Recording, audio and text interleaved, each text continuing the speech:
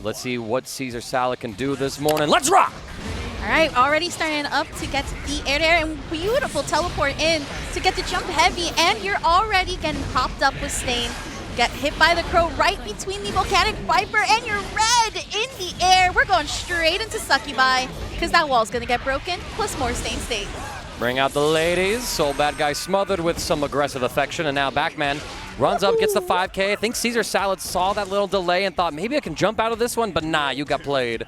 And now Bacman taking the first round. Neither side really going to use either their bursts. We're starting to block the Arbiter signs. I say that, then the low connects.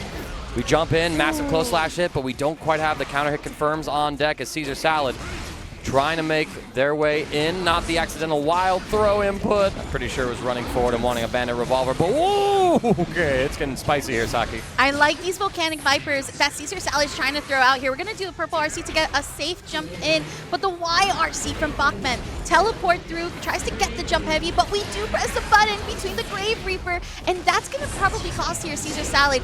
Gets hit by the counter hit, finally utilizing that burst in a hero moment, but close slash is gonna stop that from happening. Using the teleport as well. We saw a gunflame feint come out, I think. We got a cross-up input wanting to use the actual projectile. We're seeing a lot of the Raid Nitex Vortex attempts in neutral from Caesar Salad, but with Testament and those grounded fireballs, not really the right call to try and low-profile those. I want to see Caesar Salad be a little more patient with the approach, utilize a little more dash blocking to try and make his way in.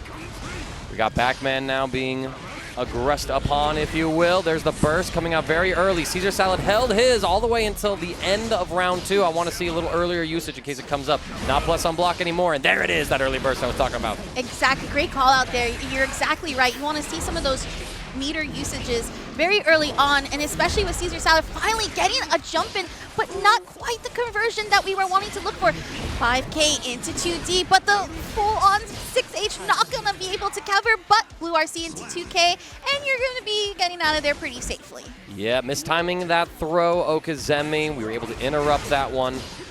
And I mean, like, y'all, I don't have combos until 11 a.m., so I am feeling it for these players having to come out here nice and early and playing on stream for the first bracket game. And now let's see if Caesar Salad can escape the situation. Bacman able to find the Anti-Air Grave Reaper. A Volcanic Viper attempt too far away. We're just big chilling as Bacman really moving and grooving right now. Caesar Salad not having the best times with Soul. I mean, this is sort of like what I feel like when I fight my friend Cobalt back at home. When I get the opportunity to, I'm usually running everything. So I don't have an opportunity to play this wonderful game.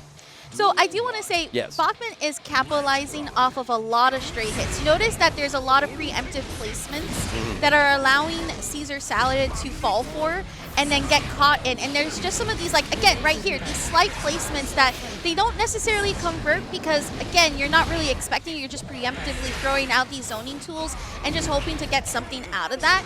And what I think Caesar Salad needs to do here is read on those preemptive specials, being able to call out that DP got fully blocked after the recovery of 6P. And again, Bacman's just playing that standard Testament. Let me throw out my projectiles, let me throw out my specials, and then get caught in it. And I'll just try to convert whatever I can. Oh, we get the jump over, massive counter hit. There's the immediate burst. And again, these Raid Knight Vortex at such close ranges where Bacman can occupy the space, and they're doing an excellent job of picking their options to deny Caesar Salad that approach. Again, I want to see just something a little more safe and stable. We get in there, a little gunflame cancel, will frame trap, and now let's see the Soul Badguy Gaming. Questionable meaty, but it did get the YRC out from Bacman. No cancel on that too heavy. But we trade. Oh, we get anti-aired by the preemptive anti-air Grave Reaper. No RC, we had full stick of butter, could have gotten the kill. But maybe we could find it regardless, and we do, as Caesar Salad finally gets what every Soul Badguy player wants, plus frames. Like you mentioned before, it's full stick of butter, but we were still able to go first wild assault that we have seen from Bacman, and it does convert quite a bit, allowing that half of the bar for burst to go down, and now we're just getting that recovery. Wild throw from Caesar Salad, plus the Fafnir getting the counter hit, but again, we're not sealing those confirms, and it's so crucial that we do. Here we go, Stain is still there, that's going to be popped up, plus more Grave Reaper, and no wall shatter. What is happening here? We gotta wake up and smell the coffee. Just a little short on the range of it, and here we go. The deflect shield is baited. We don't get the clean hit Volcanic Viper, but we do get the clean hit Gunflame. A clean open hit on an unblock and Testament, and so Caesar Salad gets one on the board for himself. We got ourselves a set, Saki. All right, I do like the signs of life that are happening here, and I really like that we're seeing that aggression that Soul's known for, but Bacman trying to clean up what was there from Game 3, going into Game 4 right now, and setting up those stain states. Gets the air, but misses the 5K confirm. See that one now, you're locked up in this corner. We do burst out before Bacman is able to get any sort of momentum going for themselves. Here come the succubi. Okay, and there's stain state applied.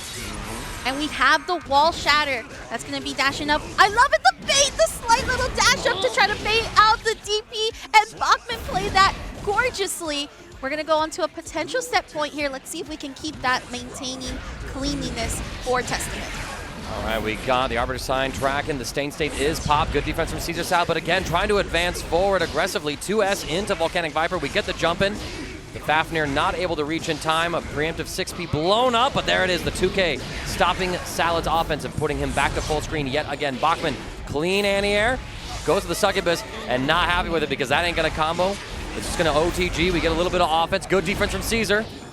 Oh, not quite able to get the confirm. Oh my gosh! The hitbox from Testament. It's a curse and a blessing at the same time. The 5P into the straight confirm for 6P. There is one chance right now here for Caesar Salad to make something happen. Tries to dash through, spots the low, catches the foots, and we are seeing Bacman moving on with the 3-1 victory. Chaos representing, of course, chaos and disorder. Asuka with his control. That man behind the scenes orchestrating everything. It's a very climactic sort of setup between the two of them. Throwing down. And so, yes, it's all of the lore matchup right here. Excited to see how it continues to develop. I mean, the story of Guilty Gear is still continuing on, obviously. Just had the anime finish on up.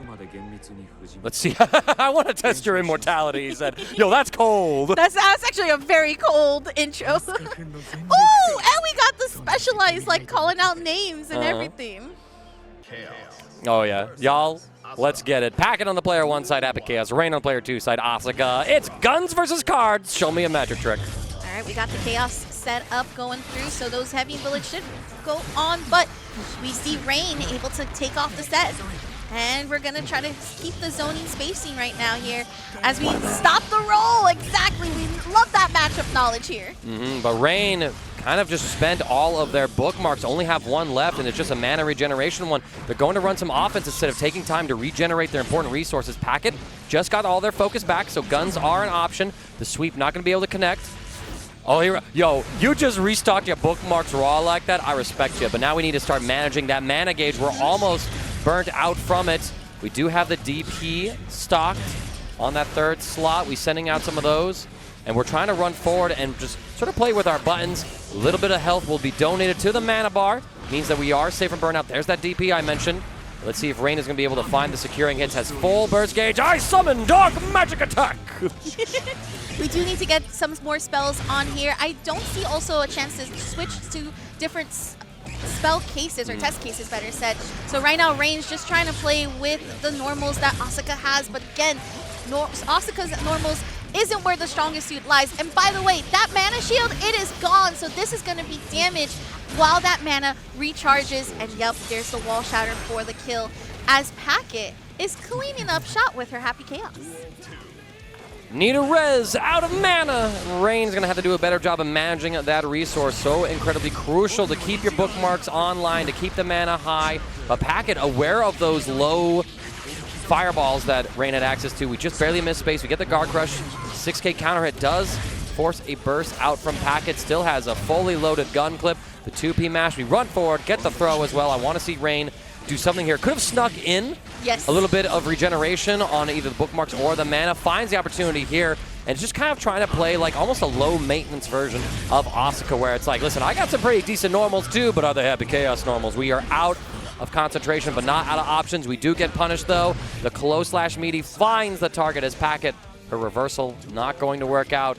It's going down to the final round here. This feels like an accurate lore battle. It really does. It really, really does. I love that you called it out, CD Mangaka. Again, we want to reload on those spells. This is opportunity here where, like, you went for the wall shatter, but you could have also gotten a quick recharge on a spell, being able to switch to a test case. It's also, this is the more aggressive test case right now, whereas we haven't seen the switch to the support or the balance one as well. So now, here we go with the throw. There's a lot of pressure here. That package just letting it happen at the moment, thanks to those good normals. We blocked the burst though. Rain, great read, and despite it all, Rain is taking that deep breath and saying, you know what, we did it. Packet doing her best to sing rain, rain, go away, pressure me another day. But Rain starting out pretty aggressively. We got 2 guard crush spells in the test case here. Need to regenerate those. Packet trying to find the next hit. And oh, this time we're able to roll behind the mash, but not the back throw as Rain sets up a little bit of offensive time, trying to bully with these huge normals. And Packet, she's locked him in the corner now. Can Rain get a little more momentum? Not a burst, has something to say about it. All right, there's the super. Going ahead and throwing out the dark cube, but again, shots are being thrown. We have the curse ball out. Stamina needs to be recharged, and we're going to use the overdrive to do so. Gotta be careful with some of these cubes. There is the static cube, so that adds a little bit of charge.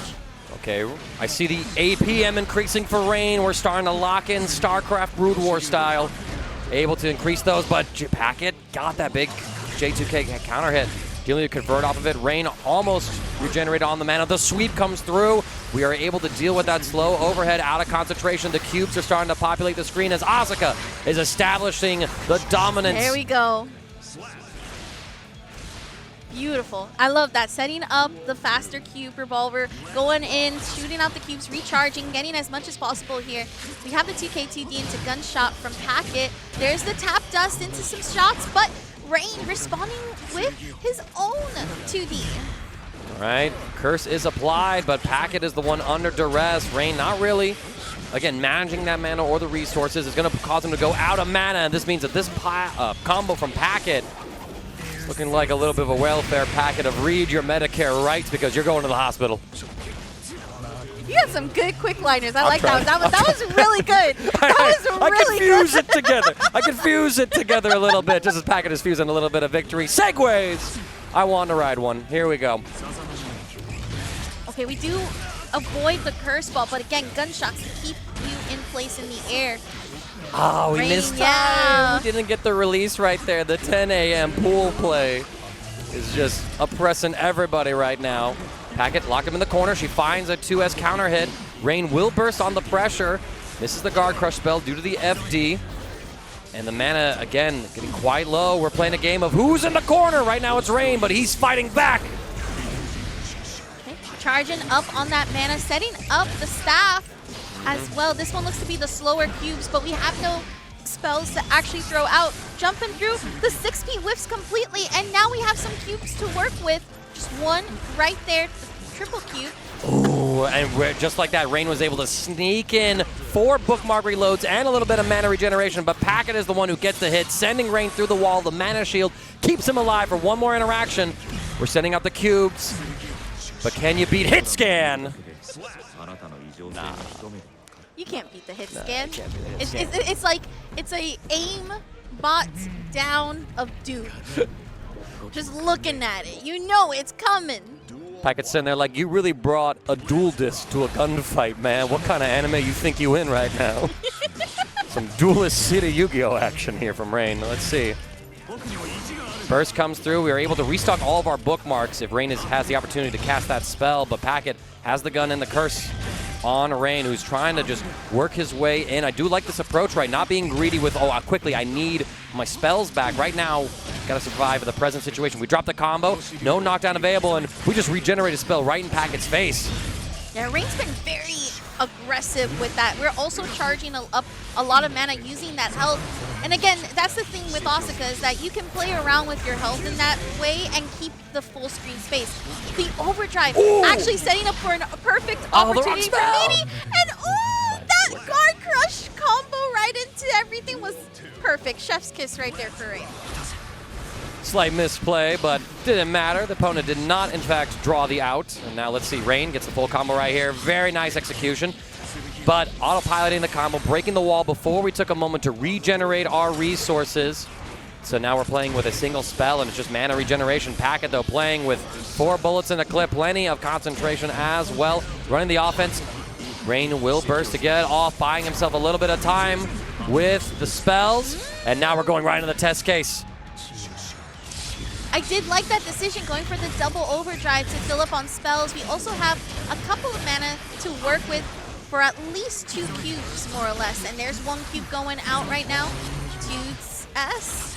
And then going for another cube, setting up staff, and there goes. This one actually throws out the cubes faster. So we still have 3 spells we can work with, but Packet staying alive, trying to go for these block strings, and then being able to open up. Recharges on resources, needs to be mindful, 3 bullets. And we're going for the wall slump plus the dash cancel. Gorgeous play there from Packet. I like that choice just because I feel like we did have a kill there, but with the mana shield on Asuka, you didn't want to risk it, didn't want to reset to neutral. So taking the guaranteed slump to say, listen, you're not escaping my offense here. I like that play from Packet, killing Rain as well before we got a second wall stick, so we didn't get even more burst gauge regenerated here. Now both sides, they're trying to get their lead in this set. It's going to be Rain bringing it with the square cube this time around, sending Packet through the wall, hard knockdown, regenerate some bookmarks, anti-airing with the cubes. You get the full pickup, 2 heavy, and the 5 heavy slash is enough. Rain taking the lead, 2-1. Very nice read. I love that. We did the anti-air, got a quick reload of spells. I want to also point out, we're seeing that more natural play of reloading the spells from Rain, which is something we've been asking for the entirety of the set, and that's been slowly progressing. So it's really nice to see that it's more like getting those on-stage jitters off and actually going ahead and applying the game plan, because you gotta be confident when you're on stage. Not to mention, too, sometimes it just takes a moment to get your brain settled in with which spell is what button slot, right? I think it goes punch, kick, slash, heavy slash, as far as those go. And then remembering the simple inputs as well. People might look at Asuka and go, yo, how do you play this guy? I'm always spamming quarter circle inputs. Well, once you start a spell, you can simply hold a direction, press the button to then fire the spell, reload the spell, regenerate mana. So there are some shortcuts, things that Happy Chaos also has, but so far we're looking at a shortcut to the next round as the 2P catches Packet, trying to press on those recovery frames on landing. Starting straight off with the triple cubes. There's the reload again, so we have Glaciers. Now we already used Glaciers, so we're going to be spending all of those spells.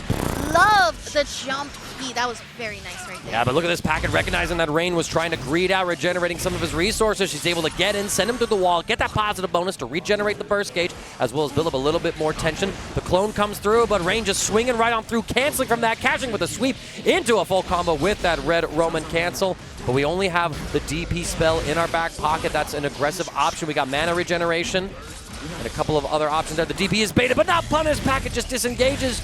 She says, I got a gun and I'm going to use it. All right, we're reloading. Plus, we got that stamina up and running. Packet going ahead, trying to get these heavy shots, using her burst in that instance. There's the launcher. This is huge. This could go into do Ex Machina, and it does. Mink, we're just close enough to the wall to get the break.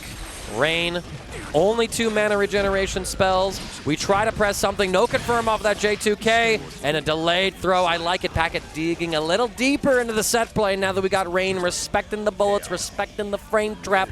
Now you're going to start respecting Packet. I like her aggression here. It's been working really well. Tries to go for a 5P to take out the cubes, but again, it's a charge cube, so it takes a little bit. But we have a launcher for Packet.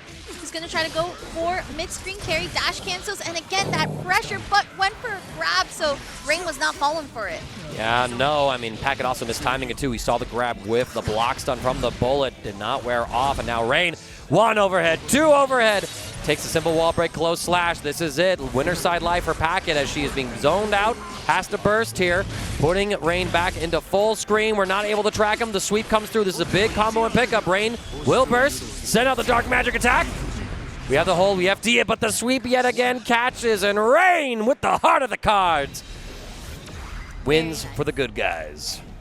Low rise. Okay, I was going to say, is Asuka really a kick? Diversifying his cancel routes by letting him cancel into Fafnir, into Raid Vortex, kind of, pulling him away from that I'm a heavy clean Volcanic Viper dispensing machine that we really saw him in previous versions of the game. Just giving him a little variety. I think he's a more interesting character to watch.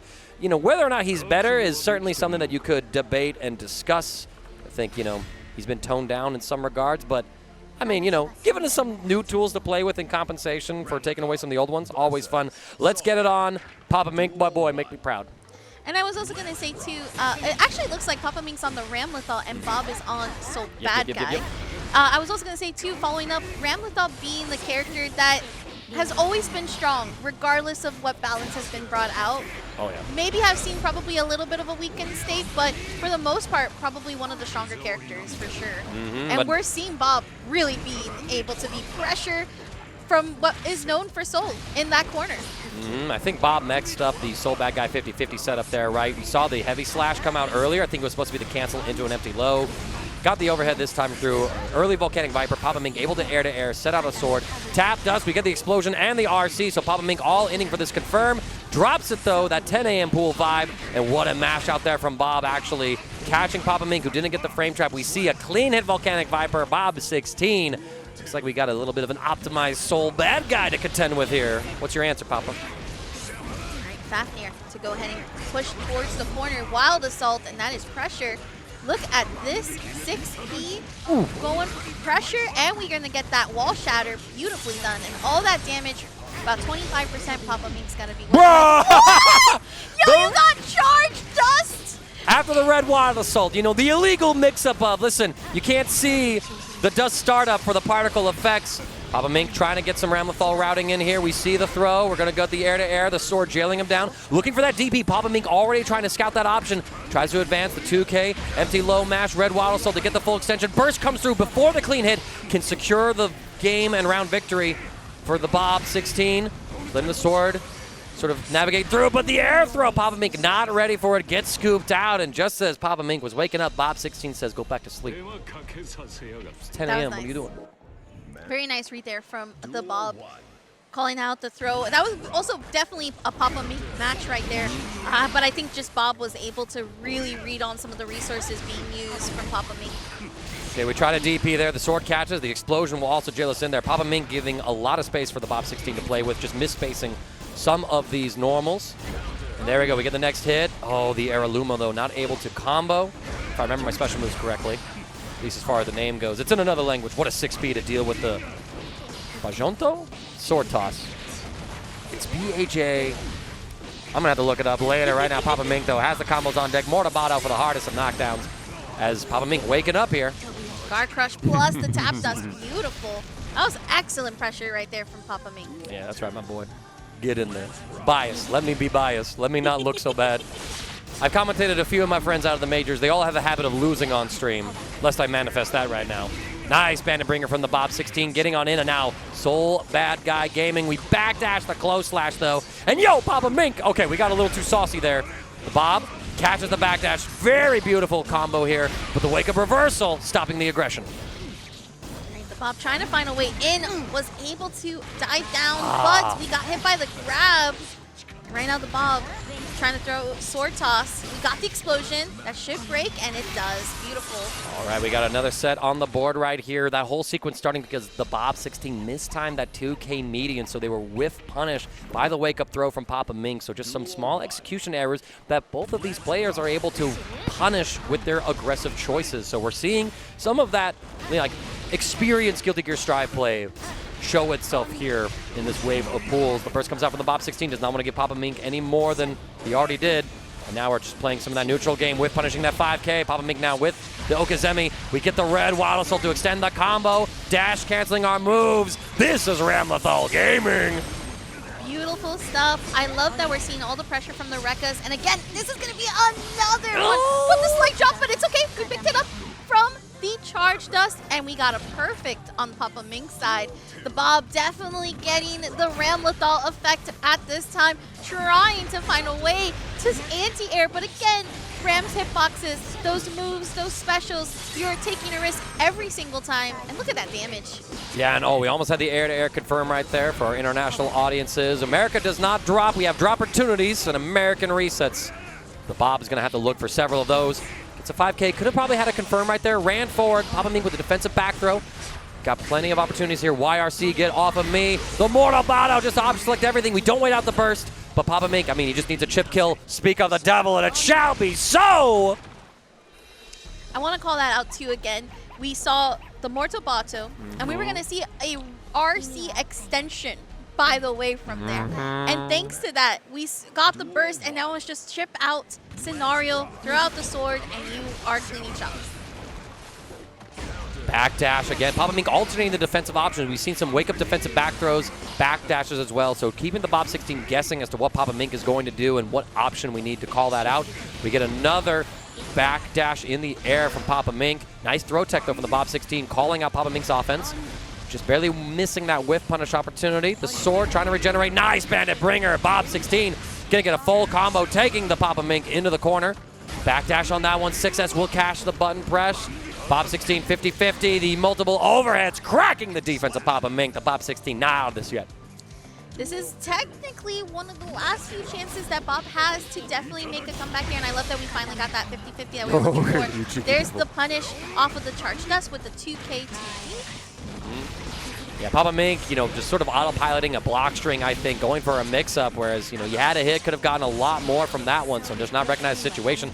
Okay, but we're in the vortex, alternating between meaties and empty throws. We throw Bob, I think, out of a Night Raid vortex. I think that was a Night Raid vortex, yes. We got the fake out gun flame, and we're going to get combos. Oh! That was sauce. Oh, that was sauce. That was so sauce Hit right him there. with the turret rave! Through the wall we go. Papa Mink gets the blue RC, tries to jump out. Could have gone for a back throw, I think, but now we're under duress here. Holding these plus frames, a 50-50 empty low, but we burst. Papa Mink not wanting to give up this game just yet. Has to resort to the hero burst. Blocks the gun flame. FTing, empty low is defended against. We try to swing, but it's a frame trap with the gun flame. Bob 16 says, nah, see me in game 5. I love it. Okay. I love the sauce. I love that we were waking up. We were actually being more aggressive here. Now it comes down to who gets that first start and really capitalizes. All right, we already got that first burst done from the Bob 16, but we also got counter hits and applying damage. Papa Mink now using their burst. And now it's just a matter of trying to gain back that neutral and being able to take control of this corner here. What a 5P. We didn't quite get the full confirm in the scramble. A close slash. We'll connect from Bob 16. Clean hit. Fafnir, but no full combo, no clean hit off the wall, but there it is. We finally get it through. The Bob 16 takes a dominant round once he's able to get all the momentum on his side. Papa Mink here facing elimination. Right, got flame to try to trip guard a little bit. Right now, Papa Mink just trying to find the best opening possible. Just defense, but gets opened up by the lows. And again, Bandit Bringer. Side swap, just taking the positioning. No 6P coming through. Instead, it's counter hit on that Bandit Bringer. We backdash, but the Bob 16 chases it down yet again. He's got a read on all of Papa Mink's defense options. Ooh, backdash, not able to reach there. I want to see Papa Mink represent 6P in more of these situations. Not able to combo off those Bandit revolvers anymore. We block the double overhead. Defense is massive for Papa Mink, but the 6P even more so. Back throw incident, though. This could be the turnaround that Papa Mink was looking for. Can the Bob 16 navigate it? What a dirty throw there. The low comes through, no conversion, plus frames. We try to dust, but there is the Volcanic Viper, as the Bob 16 says, listen, you gotta keep this tight. You gotta keep this clean, like my Volcanic Viper hit. And the Bob 16 sends Papa Mink. Doing here. Plus, of course, Artemis Wing. Like, listen, I need the Millia players to just be quiet and enjoy the show. Because if Drasare wins against Ramlethal, y'all not being the allegations.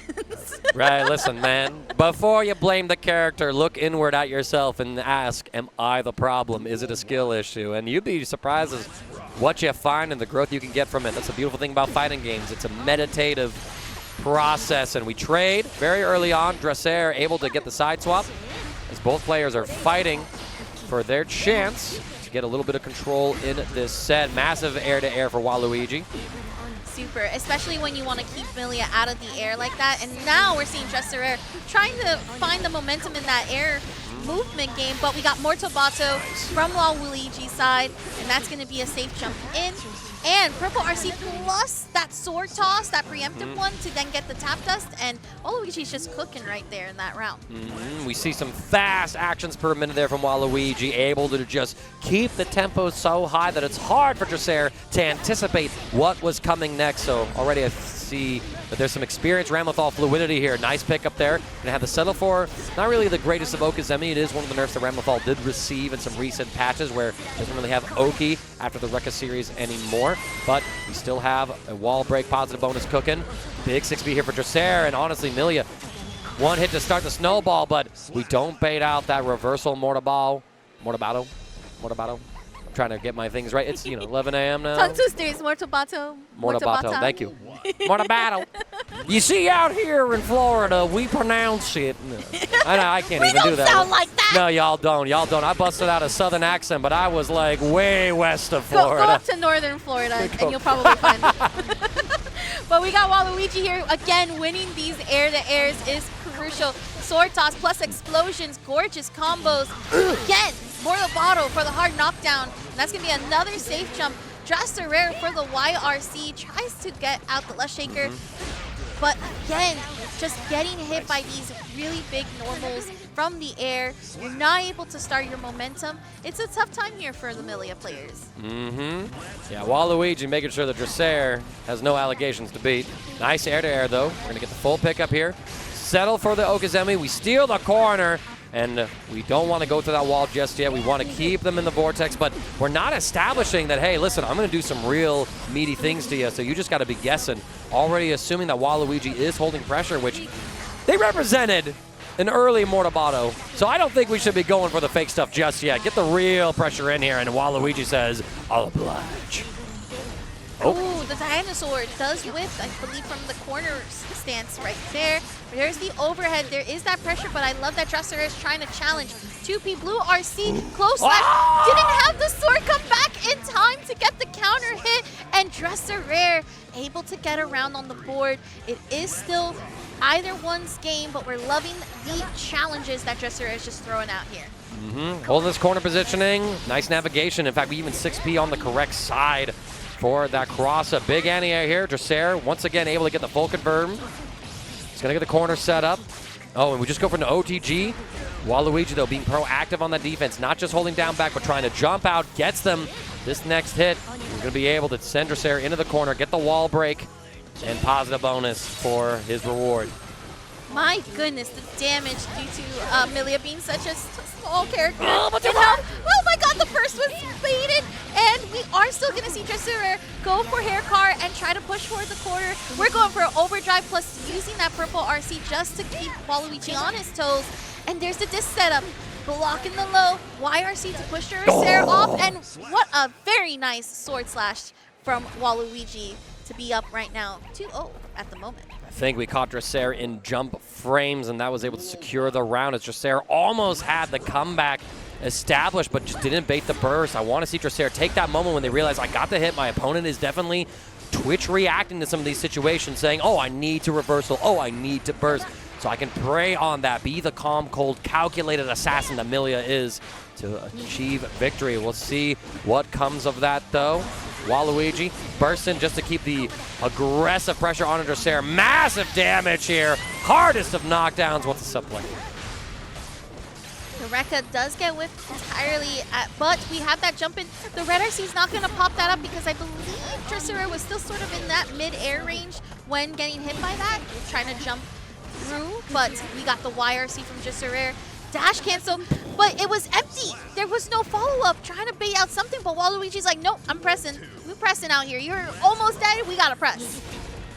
All right, Walooiji. Just one more round to keep his winner side run alive and send Drasare down into losers. Trying to find a couple of straight hits right here. Get Vortexed in. The deflect shield very preemptive and early. It still works out because Walooiji jumped in and swung in time. The sword catches Drasare under duress. Deflect shield yet again, but we're just keeping the aggression on with every last resource that we have. Beautiful jump out, but Walooiji anticipating that gets the everything. Got everything they wanted. Got the air-to-air, got the ground throw, got the victory. And Drasare, you don't have any allegations to worry about right now. Like, listen, if I want buffs, I got to lose on stream. I see your agenda. That's the big brain plays right there. Gavin locking on in, out from Maryland, got 17th of the very recent TNS. He participates in the Geekly as well. Actually, got 17th in the last 3 brackets that they've played in. TNS, Geekly, and Shut Up and Fight. So there's a little bit of a curse going on here for him. Let's see if Gavin can advance just one turn farther than that. And so far, we advance through the projectiles with that White Wild Assault. Royce, can you defend against these Typhoons? There's the throw.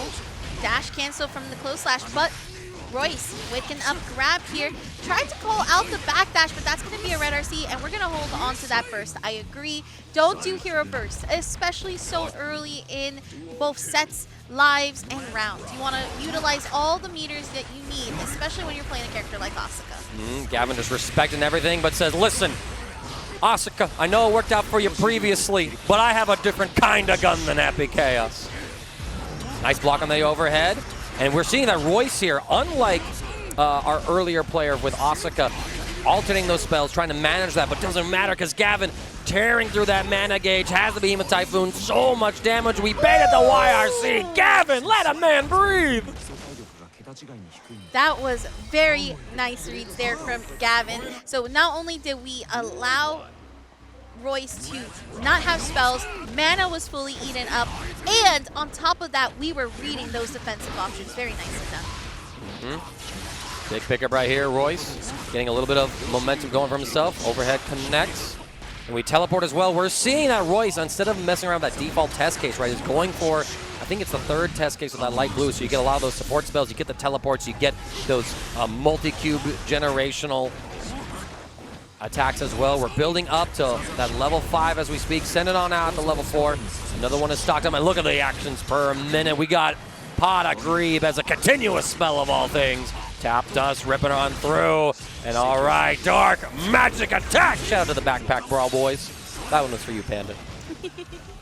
Very nice. I love that you called out that there was the changes in test cases, and on top of that as well, great utilization of being able to maintain pressure. But okay, we're just gonna go for the machine gun full screen. We're just gonna stop that nonsense. Like, what kind of anime bub you think you is? I'ma mow you down like your grass. That's maybe a more reasonable Goldlewis impression than my Floridian impression. Oh, send him. It's like, yo, get this guy running on in. How did you block that sequence? But alas, you can only block for so long. The same side overhead into these Behemoth Typhoons. Mana almost completely depleted. Got to defend, but you don't. The overhead comes through. 6K to close out the round. Gavin answering back after Royce had a strong round 1 showing in game 2. I do like that round start. While it will trigger that full screen range, you're in a good position here for Royce, where, again, he's charging up on the spells. The grab after the backdash, dash cancel with the Behemoth Typhoon. We block the YRC again! Try to use your defense. I dare you to. I'm ready for it. Oh, and we tried. Look at that. Royce wanted to advance forward and attempt to throw Gavin after that -3. White Wild Assault, but Gavin knew and said, listen, I know I'm negative, let's play some RPS, will you chase my backdash? I'm not just gonna sit there like, oh no, I'm negative, I can do things. Show me you know. Okay, looks like we're going back to that character select just to take a breather. And that's a big thing, right? As players, we're just so caught up in the momentum of everything, and we're trying to go in and out, in and out. We're changing music so that it can help us with maintaining that focus. And it does look like we're going to utilize this time to just really regroup here for Royce, who, again, I think the Asuka plays are pretty strong. There's a lot of good stuff that's happening, but Gavin's just ready. And that's the nature of Goldlewis, right? He's literally a behemoth, and when he gets started, it's hard to stop. Let's see if Royce can get himself into the eye of this Typhoon to defeat the Storm Deflect Shield. I like the use of it. Royce not deterred from some of those defensive options. And look at that, Gavin using the Behemoth Typhoon to intercept the cubes and delete them. We really didn't see that counterplay to Asuka in our previous set so far. The cubes do have an expanded hurt box, so you are able to more consistently beat them out with some of your normals like jabs or 6Bs. And oh, good God, Gavin. Please, man. Once that mana shield was gone, there is no stopping the amount of damage that Behemoth Typhoon will do. Blue Waddle Soul, we're switched over to our test case as well. This is the same tempo that Royce got before when we were able to win the previous round. We mulligan. Gavin still defending against the onslaught, and you can only defend for so long. Alternating back to the original test case as well in the middle of that overdrive. One of the changes that Asuka did receive. Gavin blocking the storm, but the chip damage, Saki, is starting to add up. Very nice. I love it. We're charging up on the Ooh, RC, and we respond with the grab because you tried it, but you were still in too much block stun. Absolutely insane. Accidentally throwing out that DP during our pressure, but Gavin not able to punish or capitalize. We're almost out of bookmarks in this test case. Maybe Royce will want to switch it up, but oh no, here comes Gavin. Okay, great throw tech. That's going to be a 6P to utilize Red RC to go out of that. Oh my. Punish on hit, but the far slash comes on through. We didn't have the resources to follow up there. We only had the staff as well to change the gravity of our spells. And now we're back in the original test case. We do have an early DP draw from Royce in the opening hand. Switch the test cases, holding on that DP still in the slash spell spot. A couple of Skyfish pokes out from Gavin just to keep Royce honest. The Thunderbird comes through. What an aerial DP though. Absolutely amazing call from Royce. Double overhead. You can't be blocking those double overheads. And there's a charge cube, but it goes past Gavin. I love it, the teleports. It's like you mentioned, switching to these support test cases has been such a crucial key here. That was so good. That was so nice. You got mixed by your own mix. That's insane. And there you go. Yeah, okay, Royce feeling himself right now like, yeah, that's right, I could cook like that. You think you're so tall? Here's how you talk to tall people. Jump and knee them in the face. That's crazy, Royce. You know, I actually did not realize that Goldlewis is taller than Asuka. Yeah, no, I mean, look at when he is almost as tall as Asuka when he's crouching. That's how big Goldlewis is. All right, guard crushes happening here. Still charging up on the mana. We're still on that support test case again. And now we have gravity, so you gotta deal with those cubes. You're not gonna be able to really hit them. It launches, continues the launcher going through, and that gravity staff keeping the cube there. Ooh. Yo, Gavin, like a moth to the flame, looking at the cube instead of the character that is currently sending him through the wall. RoyceBracket finally has some fiery hands to play with as we are snowballing this into some crazy victory. Getting in the interception right here. Royce doing an incredible job. Has the overhead spell on deck, navigating the Thunderbird. It does expire, but that Behemoth Typhoon does get a burst out from Royce, but still, we find the next pickup. Now let's see what else we are able to cook with. Oh my gosh, that combo was, I think, full coast to coast. If not, definitely mid to coast. Sending out the spell, just trying to keep pressure onto Gavin, who was seeded, I think, to be the favorite out on this side of pool. I don't think this is to get out of pools, but rather just to get to the next game to qualify getting out of pools. Let me see if I can see where we're at in the bracket. This is not good for Royce right now. YRC gets blocked again, and Gavin smiling was like, yeah, no, we know. That bugged YRC won't save you here. And so, let's see what else we are able to find as we're continuing on the pressure. Looking at the bracket, this is to fight against Red I Am Not. So Gavin trying to get to that Goldlewis mirror match. Royce going through it. As it were, because if you win here, Red I Am Not is waiting for you. I know, it's like that's kind of foul. It's a Goldlewis gauntlet at this point. But look at the multiple cubes able to get the side switch. Does not, oh boy, the White Wild Assault is gonna have to hold a lot of damage. Backdashes Blue RC, but not gonna be able to be fast enough. There's a counter hit, hard knockdown from the YRC. Deflect shield, very nice. And the two heavy counter hit catching Gavin pressing something. Royce says, just like that, make some noise, work that crowd. That's right. That's what I want to see. RoyceBracket out from Marietta, Georgia, playing in some brackets like Yinhua's Tea House, getting 9th there, 9th at Kelicon 2025. The same brackets that the players like Crescendo are playing in as well. So Royce definitely experienced, but oh, your burst was definitely questionable. Gavin off to a great stop. Let's break this system and get down with it. A lot of low health there. He's going to have to mitigate between the chip damage that Gavin's going to be dealing out on top of trying to use that for mana. We do have the mana still there, but yep, it's going to be just damage galore as Gavin is one potential set point away from fighting and heading to the Goldlewis mirror match. RoyceBracket gets the overhead, sets up the slow cube. We're in the support test case. Teleport is available. Choosing to hold on to it. We got some mana regeneration as well. Gavin just being patient, finding the opportunity to whip out a Skyfish. 1 teleport, 2 teleport. They trade, but it's Royce who is on the defensive. No bookmarks just yet. We're able to get one into play, and it's one to regenerate the others, but Gavin has all the pressure, has the corner, and the combo is going to get the hard knockdown. Down with the system. Yep. Now there is about, I would say, 1.5 chance here for Royce. Has to get a hit, a couple of hits. But there it is. Yup, the defensive actions and the fake out into the safe jump for the median. Like all the Floridians coming up to rise on up. Got 33rd at Combo Breaker, 25th at CE Otaku. So should be a damn good set. BeefyManatee locking in the Goldlewis, no breaker with the Jacko. It's no button checks. We are in it, and we are live as we got some blue Wild Assault pressure from no breaker. We're already setting up minions so that we can keep them bouncing and definitely keeping up the pressure. Love the throw. Setting up again minions and trying to do sort of like the overhead fuzzy as well. But BeefyManatee is waking up, and we're getting that Behemoth Typhoon.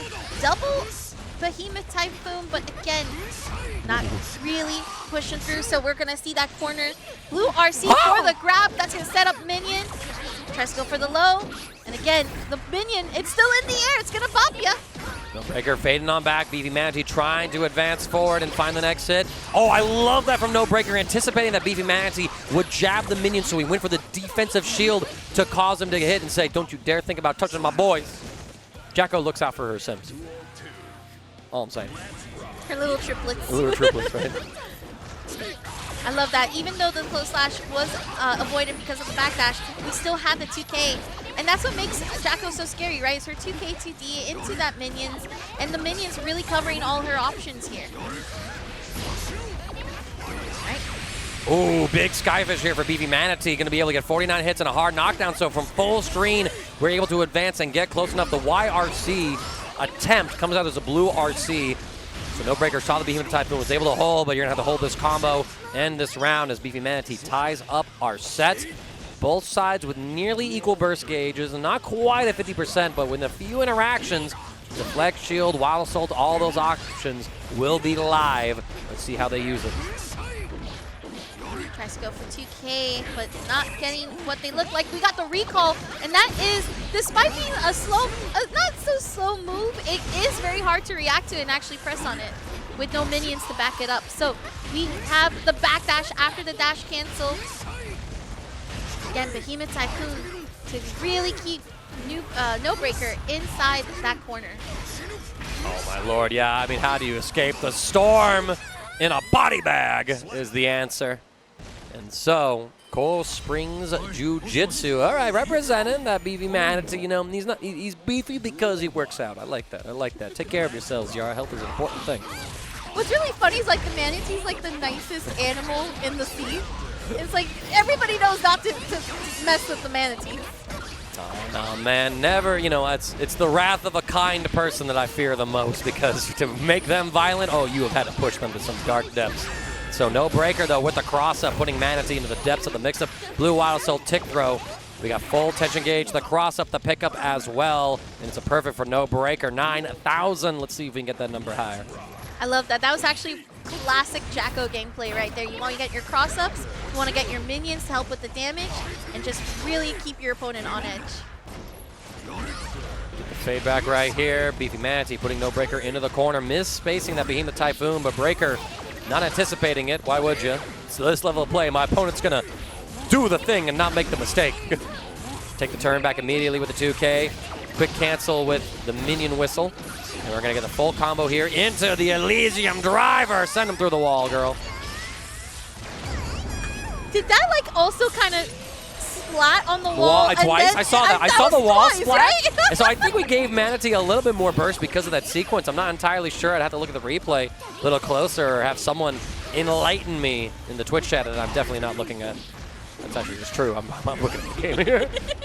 You can't distract me. Okay, good just defend. Ooh, deflect nice. shield, nice. That's why you want to use deflect shield in those moments when you're fighting against Goldlewis, because this is going to be able to allow no breaker to create the low that they needed, and that was very nice there from no breaker. Again, deflect shield, it's a risky defensive mechanic, but it's so worth it when it comes to certain matchups. This is one of those matchups. Absolutely. I mean, Goldlewis is able to get away with so many of his war crime-like options because there are some answers to it if you know the matchup, if you make the right read. I mean, that's just the nature of fighting games, right? A strong thing is something frustrating to fight against, but if you find the counterplay to it, it can open up opportunities for you to fight your way through it. You send him through the wall. No breaker off to a great start, has the hard knockdown, advancing forward, just taking some simple pressure with the close slash. And oh my god, calling out BeefyManatee's mash again with a defensive choice. I love how we are using all these minions. It's just, what a snowball. Gorgeous. Yeah, that deflect minion, probably one of the strongest buffs that Jacko could have, because it really catches you off guard. Not only does it do the guard crush if you try to hit it, but if you're in the middle of a combo, or if you're you actually get like launched by it, which is what we saw there. All right, good defense against the overhead. No breaker. Completely out of tension gauge though, so all these Behemoth Typhoons are doing quite a grip of Chipp damage, and while it's not as high as it was before, it is enough to make sure the kill comes through as BeefyManatee answering back, able to make some adjustments. Low on the burst gauge, no breaker, has Wild Assault, has Deflect Shield, almost a full burst gauge to his name. Let's see if BeefyManatee can endure this offense with just raw fundamental defense. I did see earlier. Oh, okay, there we go. That's a good hit right there. And now we're going to go for Skyfish again, just a little bit. Tried to meet air to air, but we got the burst used from No Breaker. Love the fade back into the 2D, catching BeefyManatee, running forward. Get a tick throw set up as well. And the deflect-proof string as well. That is one thing that you mentioned with how risky Deflect Shield is. Goldlewis, it can be hard for him to structure deflect shield-proof strings with his Behemoth Typhoon offense. Meanwhile, a character like Jacko operating with normals with plenty of advancement to him, she can just say, nah, if I do this, you deflect shield, I don't care, I'm still in. I love that jump kick in the air. That was very nice. It was like sliding right through, getting the hit in. And you can see here, Beefy's really trying to figure out, okay, this has been a problem. We gotta adapt. We gotta figure out what we're doing. Gotta get that matchup. An ambitious white Wild Assault from nearly full screen and gets sniped out by the thrown minions, so that is some burst gauge gone from BeefyManatee, but no breaker. Invested the entire gauge in bursting. Oh my god, what a pickup, actually. Perfect spacing from No Breaker. Another good deflection from Manatee. No Breaker gets a side swap, gets interrupted on their follow-up normal after the close slash, so no Badguy RC coming into play there, just a well-timed defensive choice from BeefyManatee. Here comes No Breaker. Empty low is blocked. Good defense from Manatee until the frame trap comes through. I don't think it's enough for the kill. Goldlewis is a beefy guy. I lied. That's crazy. Yo, that is, Holy. I think I know why. Because she didn't have minions. That's why. Oh, it does more damage? And it does more damage, and the less combos you go into Elysium Driver, the more damage it will do. Yeah, that is true. It was just close slash into the immediate Elysium Driver, so. See, like right here? Look at that. Oh, my lord. That one did scale just a little bit, though. Yeah. Because of already the build up on the combos. But what about that servant kick? Oh, yo, you're dead. You're so dead. It's not even funny. I'm getting my Sage Jam bucks back. Damn it! Oh, my gosh! I'm 0 for 2. That's crazy. I lost all of my dollars. I lost Will It Kill twice on the stage at CEO, and BeefyManatee sent to. And well, his whole aesthetic too, right? Like, this doctor's been through some stuff. He was so happy-go-lucky in the Rev 2 days, but he's been almost like houseified, right? You know, I don't know what body part he had to have extracted from him to be so dire, but we'll find out as maybe we'll see some surgery performed on Chipp. Sloth, recognizing the minions are coming through, gets anti-aired by the 2S. Excellent button choice there from Lurry to just cover both sides with that sort of universally proportioned hitbox. And now Lurry with his Vortex. Dash up command grab. We have no fear. We got the Afro set up. That's going to also throw out the bomb. And again, guard crushing here so that Sloth stays in that corner. Ooh. We try to advance with those fast Chipp dash ups, but Lurry quicker with the reactions, able to cycle through what's this, get the hammer on storage. Sloth with the tightrope, trying to advance forward. A run cancel from Lurry as Sloth sort of just, you know, being respectful, as I'd argue you should, but sometimes you gotta test the waters a bit and go, okay, how tight is your offense really? I like this. We got the tightrope set play. Lurry anticipating the return to the original side cross up and gets the hit right here. Excellent defense of Sloth. Gonna have to dig deeper into the bag of tricks. Definitely with Sloth playing a slower version of Chipp, that is gonna hit with the counter hit. It is allowing Lurry to be playing very comfortable in the Faust pacing, right? So this is where you're gonna get that mid-screen carry, dash cancel. Now you get that blue RC and you do that instant jump dust, and then you are cooking here to go and slam that shatter wall. And you can hear the crowd kind of going wild as Lurry sealing it with the first perfect of the game set. Seems like there is some competitiveness happening on our adjacent stream. Is it Granblue over there, or I'm not sure, but people are getting excited about something. Let's see if maybe Sloth can just, you know, enjoy the vibes, pick up on that energy, or Lurry will coast with it as well. Wow, anticipating the corner steal in that situation. Lurry ready for every trick except for the Alpha Blades. It's back to basics for Sloth. And one thing that we have to consider as well, once Lurry gets that 50% tension gauge, with the YRC bug, Chipp is used to being able to pressure safely with his 5K pressure, but it's unsafe to YRC in this version of the game because of that bug that Arxis has yet to remedy. So hopefully we do see a change of that soon, but it could come into play here, and Sloth might be a victim. But Lurry invests in the PRC. Sloth going to get put into the corner with the mix. Through the wall we go after the JD. Sloth with plenty of tension gauge, gets the blue RC, but Lurry with the preemptive button to check it, anticipating all of Sloth's options. Just gonna take a swing at our golf. The minions, they came in clutch. They tripped your toes, and the first round is for Lurry. Unbelievable, punishing the landing frames. The Sloth wanted to stay in the air as long as possible, but it actually came to his detriment. Tightrope, same side, empty low. Overhead this time, run up throw. Lurry more than happy to take some of that pressure, Gamma Blade pressure. 5K coming on through, the Rekka series, low cancel, but Sloth, okay, you're overcomplicating it. You didn't have the resource to follow up from a tap dust. You just want to hit Sloth Lurry to hit him. Do what's good. Get your confirms. Believe in the first level of mix-ups. You're trying to hit Lurry. Okay, that's a dash cancel into another tornado. And we're going for the slight walk-up, and then look at that, cancels from Scarecrow. And the blue wild assault. Backdash caught. Little mini Faust is out. It will turn around one time, and then after that, it's not going to come back around anymore, right? So the mini Faust is out of play.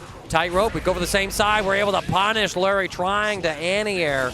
And so Sloth getting around on the board, has full burst gauge. Lurry trying to regenerate to that 50% mark, but against Chipp, it's going to regenerate a lot due to the nature of his combo routing. Right, it looks like Faust gets the Afro, but we also still got the minions, and we're going to throw out the bomb head. Ooh, little whiff punish there, but just a 2P. Big 2D counter hit here. Sloth just takes. Very simple Rekka follow-up. Gamma Blade for the plus frames. A second serving of it, please. Bonsai overhead. We did not have the meter in time to cancel and make it safe, and Lurry was ready for that hit.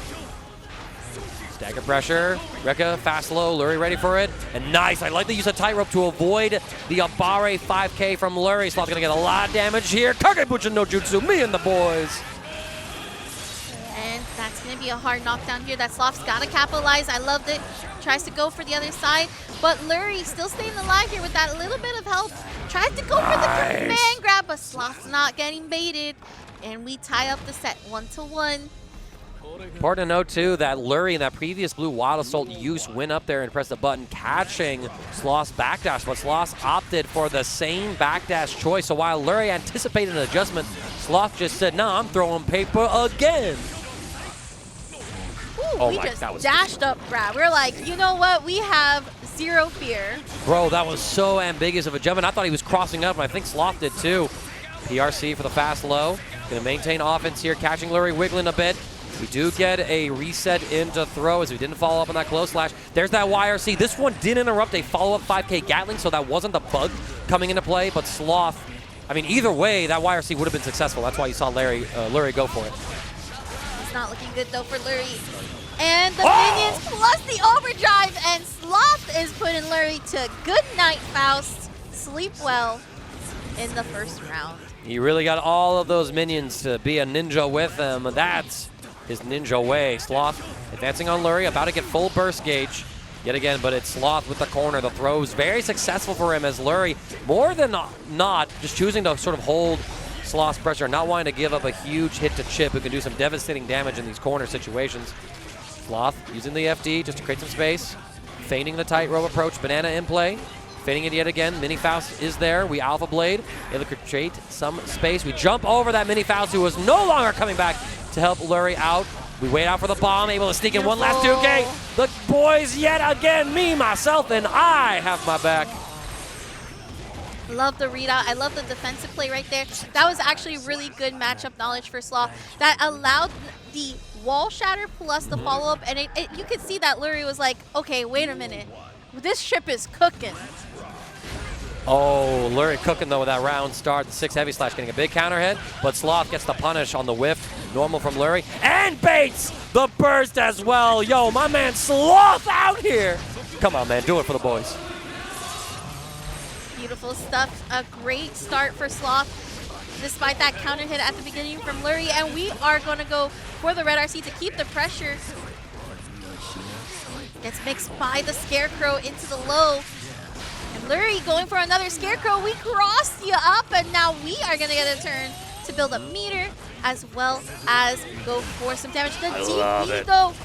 Oh my god. Yo, he recovered so fast out there. He with command throw completely in neutral, but the positioning worked out for him. But alas, it's the Scarecrow PRC teleport again from Lurry that is able to navigate neutral, find the hit on Sloth, and close out that round. Lurry finding some momentum for himself again, but Sloth gonna have to deal with this next wave of offense. And the beta blades from him. He waited this long to bust him out. The trumpet is left way off screen. I love the jab check on the Gamma Blade, as Sloth has been using that time and time again. Perfect space in the mix to catch Sloth out. Blue Roman cancel. This time Sloth chooses to block instead of backdash like we've seen twice.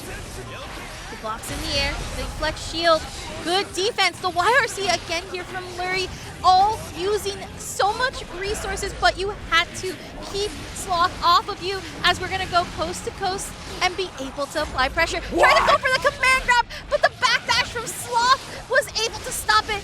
Going for the tightrope into the throw, and that is pressure here as we try to see Sloth big keep jump in. And there we go, once again with the overdrive to get the round win. Sloth needs one more game to upset Lurry in pools and qualifying to winner side of top 48 here at CEO 2025. But Lurry answering back. It's going to get the mix. Full corner carry. Perfectly timed burst from Sloth. Gets him the advantageous positioning. And now you are back in the Chipp vortex, Lurry. How do you escape? Meteors? Nah. Oh, nah. That would have been so sick. I think if maybe, just maybe it was a different move that would have avoided completely. I think we also avoided completely the bomb from a follow-up as well. But the backdash gets caught. But the run forward as well, using that incredibly fast run speed at Chipp to close that gap.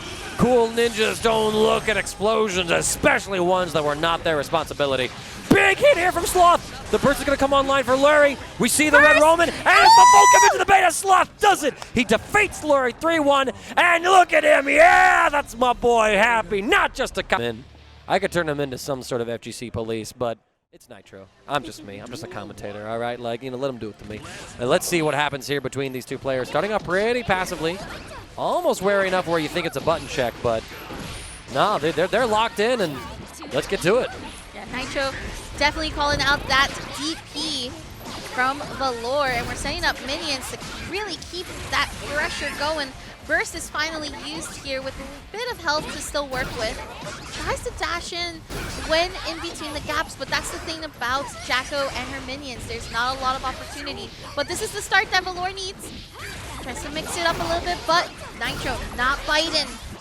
Yeah, Nitro seeing how much that Valore was dancing around said, all right, I don't think you're being too meaty with us. Let me go ahead and press against you. There's the frame traps now coming through. Close slash is meaty enough to catch something. We cross up Nitro's reversal attempt, and just like that, Valore able to force out the burst at the last moment. Even though he lost a round, he is now up in resources. He has 50% burst gauge, so Deflect Shield, Red Wild Salt are on the table for him. Nitro completely out of that resource. With a little shimmy, Nitro not biting until we get the close slash, and I like that Nitro also did the inputs to take off Jacko's mask in between rounds. Let's see that pretty face. Okay, great backdash there from Nitro on Valore's overhead. Now you are stuck in this corner. Tries to dash in through again. Tries to jump out. The dash cancel and the charge DP to be able to get out of that corner. There's the parry just to catch something. One up throw from Nitro. There's a contest here. Valore finds the YRC, gets the shimmy, but Nitro safely able to cancel with the PRC, sees the advance from Valore and throws him first. Absolutely goated display. Nice DP though from Valore, not out of this one just yet. Advancing with the 6K, close slash pressure. And I like this, Valore trying to stagger the options, mix them up. Good block on the overhead from Nitro. Red Wild still to go in there, and there's the tap dust. Even Evo champions fall victim to that. Valore taking us to a final round here in game one. Winner gets in the top 48 on the winner's side. Loser has one more game, one more set rather to play to escape pools. Pressure once again. I do like that we have some tap dust going through. Love it. Baited out the faultless defense, and again, this is going to be Elysium Driver. This will scale just a little bit because, again, minions were out, as you can see there. And then, of course, the wall damage to add just a little bit. I got you. not even going for a meaty or safe jump, just going for a slight walk-up just in case Valore was trying to go for a DP. And the air-to-air minion results in a perfect for Nitro. I mean, Valore tried his best to defend against it. Nitro had a fuzzy attempt before that wall break, you know, with the rising JP overhead. And Valore blocked that as well. So Valore making a lot of the right defensive calls here and there. It's just when Nitro puts you in that Jackal blender, oh man, escape feels impossible. Valore getting a little greedy, trying to see if Nitro would greedily burst there, but Nitro knows that a lot of players, when you get that slowdown counter hit effect, it's a prime opportunity to burst bait. Didn't fall for it, burst there. Gets caught by the low, and now the cross-up. You're in the Leo Vortex. Overhead connects. Full confirm from Valore, and that was a Leo round if I've ever seen one. 100% a Leo round. I like that Valore was very well aware of what Nitro's trying to bait out, because that was awesome. That was just being able to fully read the situation, fully understanding and trying to adapt to Nitro's defense. Now it's about trying to be aggressive when it matters, and that's when this matters here, as we got the grab, and we're going to be going ahead and going for the full mix. Oh, that was cute. That was cute. We almost had a full Moonrock right there. Just a little bit of to the combo mix. Nice YRC there from Nitro. The delayed cancel into that kick. But Valore says, enough of the delays. I'm taking my victory right here, right now. I ain't waiting anymore. Tap just blocked from Nitro. I might have spoken too soon. But the chip kill, Nitro's FD. He had the full tension gauge. I think he held it, but the second hit of that DP actually chipping Nitro out, letting go of that button. Nitro even looked at his controller like, what the hell are you doing? The curse of the faultless defense, it can be meticulous about its usage, but it is not going to stop Nitro. Just got to feel through the battle and figure out what to do against Valore. Valore is playing fantastic, by the way. Again, very much aggressive, known for the Leo. And we do call out the DP this time. Very nicely done there from Nitro. Yeah, early cancel at Elysium Driver. No minions to be seen, so this is doing a grip of damage to even the tanky Leo. Nitro just going to play it safe, keep Leo at bay in a pretty volatile game of keep away, but that 2K coming right on through. Okay. Now, we're going to go for the round start. A bit of a trade, but it is still in favor of Nitro with that being able to punish on the 2D. And that is a big capitalization right there for Nitro to be able to take control of the corner. We got the minions on the OTP side of things, and then just slight 5P to shatter the wall. Keeping the full tension gauge here, probably opting to use it, so in case things go south just like this, we have a YRC that we're able to interrupt with, and we spend all of it as well. We went for the aggressive PRC throw. Valore able to escape, make Nitro spend that resource, and now you're stuck in this corner. Wild Assault's coming through, the low opens him up. And so Nitro now with a 2-1 lead. Just one more game, and he is going to qualify in the winner's side of top 48. The cool, calm, collective face of Nitro. Valore also, again, just really trying to find a way to find the corner pressure that they're looking for. Does get the parry at the very least, but the 2B stops the overhead from happening. And what a conversion here from Nitro. Yeah, now Valore locked him in this corner with the buffed up minions trying to jump out and escape, but Nitro anticipates it. 3 minions in play. The back throw though from Valore. This is a massive reversal of fortune, but excellent use of deflection from Nitro, pushing Valore into the minions. The heavy slash fireball, able to contest and break through all the minions. Flash kick, I don't care about your left, right, I go down and then up. Okay, very good jump slash, and then there it is.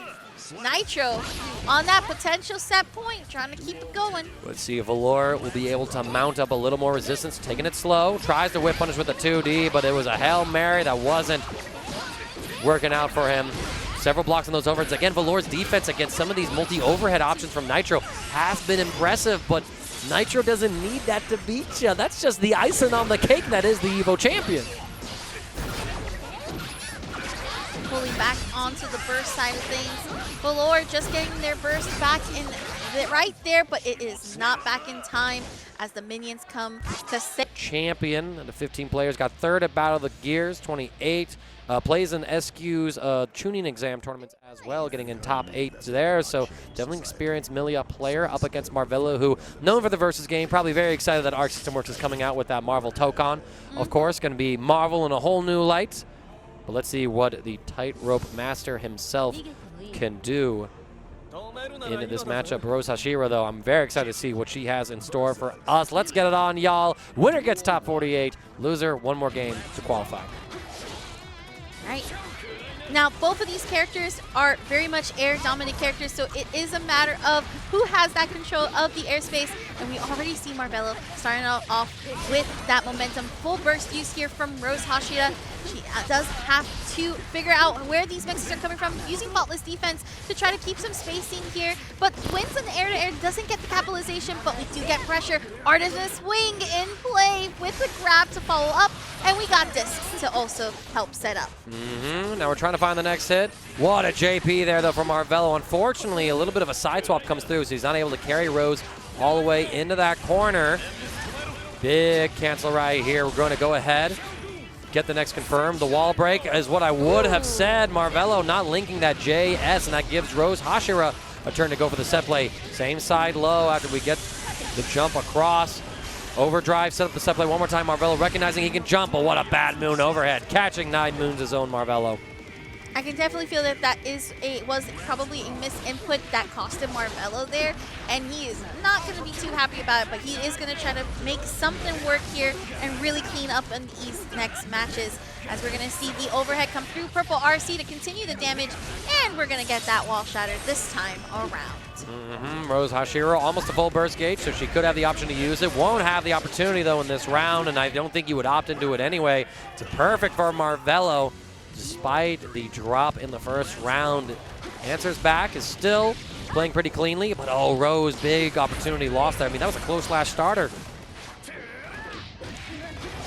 Sets up tightrope, and that's going to be the overhead. And we're going to get the full conversion in the air. Beautiful banzai kick overhead to go ahead and get the wall shatter. And now Rose has got to make something happen here. Has to get one slight hit to start setting up this. Blocks the overhead, great defense, but then gets hit eventually by the third overhead. And there you have it, as Marvelo is focused and taking the first game. I had to highlight, too, how close that first round was, but then after that one, Marvelo ended things with a perfect and only taking a single close slash from RoseHashira that then dropped in a combo. So kind of crazy to think about, right? That, like, you dropped that one thing and Marvelo perfected you effectively afterwards. That is the level of play that we are dealing with now, folks, as we are getting out of pools and trying to qualify for top 48. Get your strive at CEO. What a close slash there from RoseHashira. That was in another zip code, I swear. The DP burst used by Rose to keep somewhat of the corner, but again, Marvelo is not going to let you take control. YRC, and then the close slash, a burst from Marvelo. Now defensive mechanics, getting close to attention of bar. Gonna have to decide whether to use it for extension, and we aren't gonna even use it. We're actually just gonna do a clean combo through. Marvelo missed an air throw in his earlier attempt to call out RoseHashira going for the jump in pressure, but he found that air-to-air. The cart gonna get blown up and punished. The Alpha Blade just whiffing, though, and there it is. That close slash, an amazing anti-air option for Millia. RoseHashira, she's going to get a little bit of Oki right here, but Marvelo denies it with the Beta Blade. Whiff canceling of that 2 heavy slash. Maintaining the offense. YRC, get off of me, as both sides spend their tension gauge to their own gains, but Marvelo getting the next hit. Has Rose in the corner. She's going to have to find a way to escape. Wow, anticipating the return to the ground. Marvelo not even falling for the fake out with the Capel. Overhead, Purple RC to keep it safe. Tightrope set up. And we're going to go meet air to air with these just defense. The challenge, though, from RoseHashira. Hair card, though, is going to get punished. And I think she had intention to try to keep it safe, too, but was too late. Was fully trusting that the full hair card would solidify it. And that's Marvelo 2-0 right now. Another unfortunate sequence there for RoseHashira, serving himself on a plate with that blocked hair card. Now Marvelo going to get the setup here. Gets the multi-overheads. RoseHashira. Her set earlier against Barrack went to all 5 games. You can't help but wonder if maybe that just burnt herself out and Marvelo just like, all right, I should be able to vibe and progress onwards. We got the tightrope combos as well. Saucy as always. Marvelo dropping the 6 heavy slash. Chip kill is going to do it, though. RoseHashira facing elimination here, and Marvelo could have a smooth qualification into the winner side, top 48. All right, that's a counter hit. More than likely, Marvelo was trying to go for a full move instead of a DP. And that Artemis wing actually helping quite a bit of damage. Overhead into the low disc setup. Beautiful blue RC, and that didn't even give Marvelo a chance to defend. That's the style that we need to see RoseHashira play. She got her perfect, and she was playing like no tomorrow with that Millia. Back against the wall, perhaps it just takes that little bit of fear in you to lock in just that extra bit. RoseHashira doing some clean offense, catching Marvelo with the low, but he got hit because he was inputting a DP, and he still remained loyal to that input. Banzai not going to be whiff punished. Sakugan kick is going to be able to keep pressure up there. I love the aggressive burst from Marvelo saying, nah, I want to keep the corner. I want to keep you locked down, Rose. I want my victory, and I want it right here, right now. Not enough to get the kill. RoseHashira, Pixel in a Dream with a full burst gauge. Yep, and there it is. RoseHashira going down to Marvelo in a 3-0 fashion. Right here is Anji's OnlyFans, I think, had to pull off a quote-unquote upset to advance here. So let's see who they were able to beat. Once I remember what pool we're in, it is Pool F. F2. F2, thank you. I got you. I got I appreciate that. We're also on the new stage too, by the way. Yeah, it's this such is a gorgeous stage. Beautiful. Actually, Love this is actually for all the marbles. This is a loser side match. Gavin fell 3-0 to Red. I am not losing the Goldlewis mirror match up there. And then Anji's OnlyFans having to make a bit of a run through losers. Got sent there by BeefyManatee, who we saw on stream earlier, and so now, you know, you're trading one Goldlewis for another, as it would seem. Yeah, and this is where I was talking about, right? Some of these challenges, you can go for them, but between the Behemoth Typhoon and then also just getting caught in this pressure system, it's dangerous for Anji players, and that is going to be down with the system. And into the wall shatter. Now, it does not kill, but we are on a mid-screen situation here right now. Purple RC, and then, of course, the 2K as Gavin is swinging. Right now, we got to see, though. You said the matchup was 5-5, but is Anji's OnlyFans able to execute at that level to make it that statistical evenness? So far, we got some pretty solid offense. What a just block from Gavin, actually, to push the Fujin out just a little bit more. We get caught by the YRC. A couple of Fujins here for our troubles. The fully charged one into the next one. And Anji, well, Gavin looking like a subscriber right now, if you catch my drift. Very nicely done there from Anji's OnlyFans. Does go for the 5K, thinking that it could hit, but Gavin did not throw out a button that was a larger hitbox. The double jump, going for the jump dust to keep it recovery a little bit faster. And there's a charge fusion into Nagiha, and Anji's OnlyFans waking up, sending out the little butterfly, a little bit of trouble for you. Like, don't worry, you're just dead. All right, running the offense, some plus frames right here, as we are just a record dispensing machine here. The anti-air with Ko. We get an unfortunate little drop as we had a side swap. I don't think we were anticipating. A very aggressive reversal with the super. Not really punished for it or anything like that, but it was an investment. Gavin got the Thunderbone down. Very nice deflect shield, but still Gavin's pressure not stopping right there. Using the meter to get the second Behemoth Typhoon. Oh, but the cross-up comes through. Side swap as well. Close slash the wall health. Honestly, saving Anji's OnlyFans. Blue Roman cancel. We're not opting for the air throw here. We just want to jail him back to the ground. Bit of a scuff situation as the kunai went right over Gavin. The gold burst was in panic. It was blocked. And, I mean, yeah, even Gavin's like, what in the cringe did I just witness? Like, he won that situation, and he's just like, oh, that was... Ooh. And I think that's one of those things where it's like that match. This is where that matchup just feels like it can be back and forth, and where you're winning a certain instances, certain circumstances, like that one right there, where the burst was baited or blocked, better said. But now again, you catch the hit mid animation, and you just gotta capitalize with what you can. Unbelievable. Really sat there, and like this is Goldlewis neutral, 2S 5 times in a row. Then Anji, well, put himself right into it. So now let's see. Gavin gonna get the multi-overheads. Looking like he is trying to punch his ticket into the loser side of top 48. Just blocks on the Fujin, but didn't block on the overhead. There is Butterfly as well. And another Butterfly for your troubles. Tap Dust, but no follow-up right after. It was a little bit too far. Blue RC, but then the 2P to stop any follow-ups coming through from Anji's OnlyFans. Deflect shield to buy that pressure against Goldlewis, but we don't make anything of it. Gavin getting the side swap, has OnlyFans in the corner. And we're going to use that second security gauge for the cancel. Down with the system. Anji's OnlyFans shaking his head. Not happy about that outcome. Is Gavin just like, yeah, that's right, one more. Just need one more. No big deal. See that? You see that? He looked with the Mega Man meme where it's like the eyes. He looked, as soon as you said that, he looked with those eyes. It was so well timed. Oh my gosh. Spin through. That's actually something that was the first real spin throughout the entire sets that we've been seeing. All right, advancing pressure here, trying to get the next couple of hits. We do find the blow. And all right, this is everything that Anji's OnlyFans wanted. The aggressive counter super finally connects. It's a perfect on the board. Is this the start of a reverse sweep to keep us here just a little longer? Well, definitely getting close to it, or getting a little bit closer to it, better said.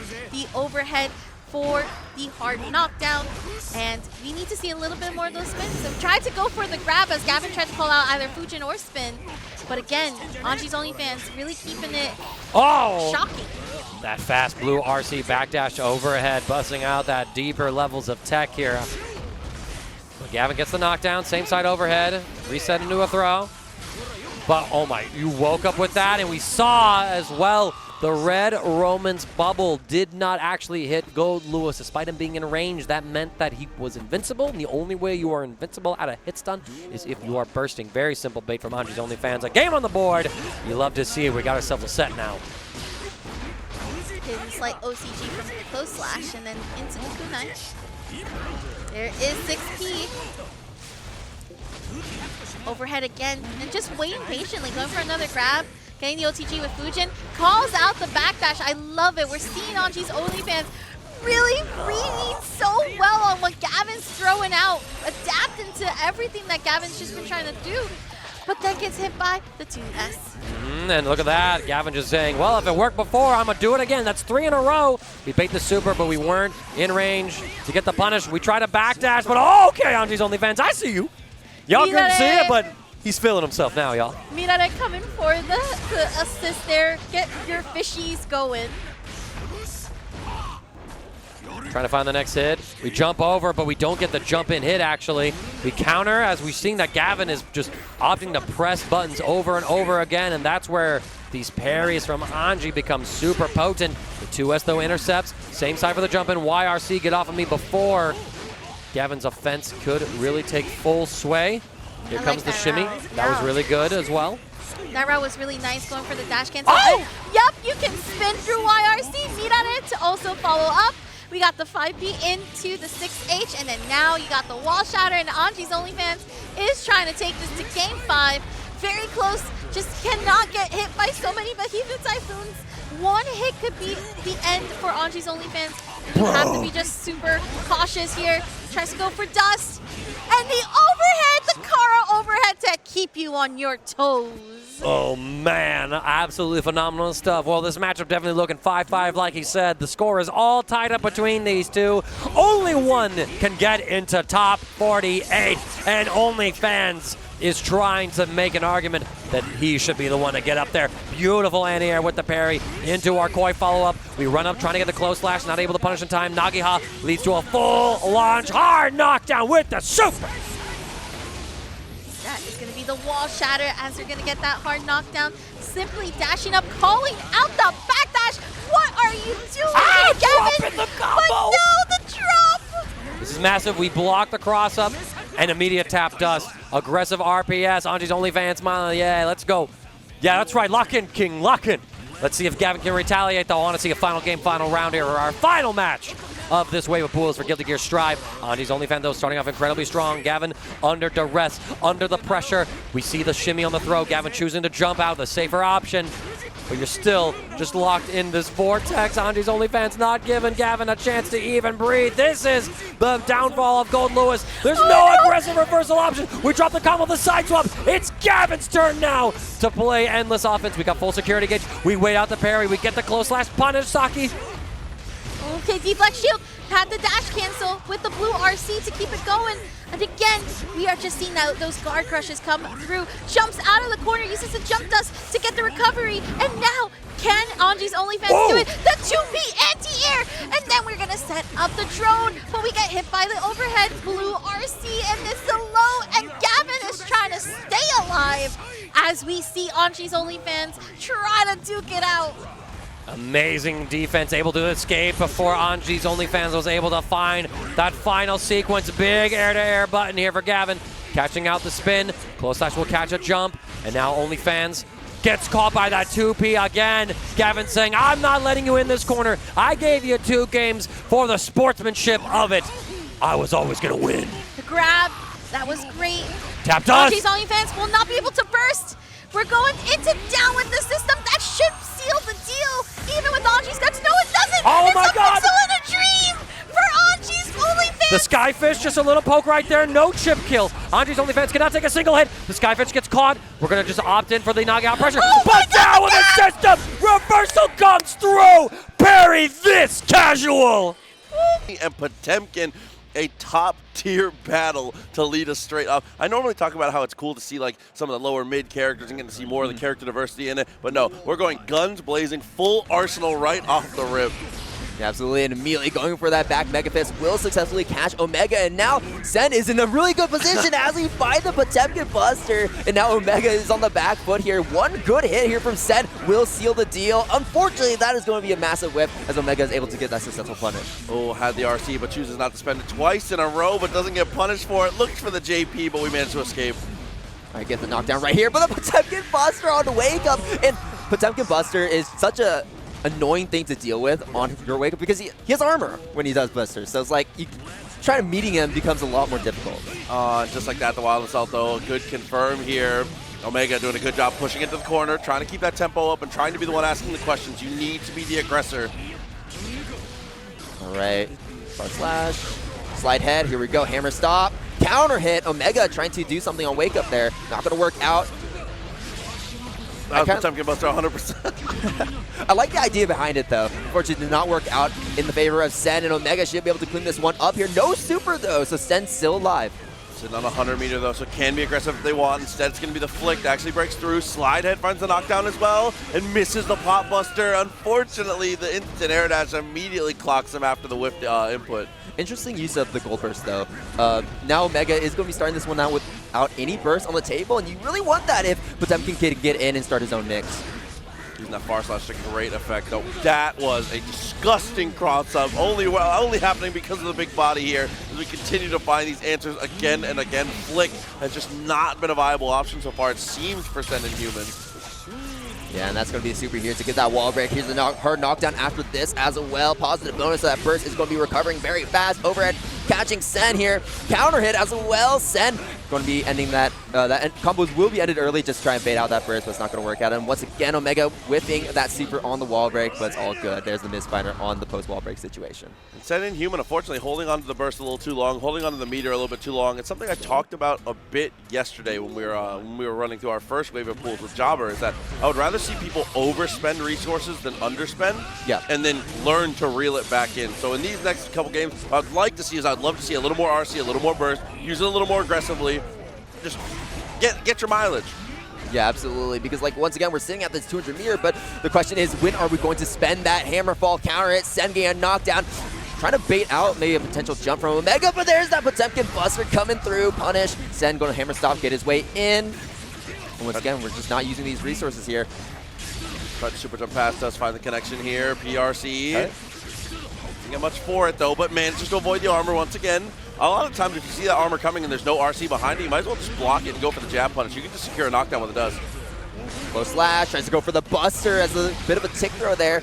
Not going to work out. Oh no! Okay. There we go. The Lord's normal, close slash, still finds the mark here. Look at that first round of game 2.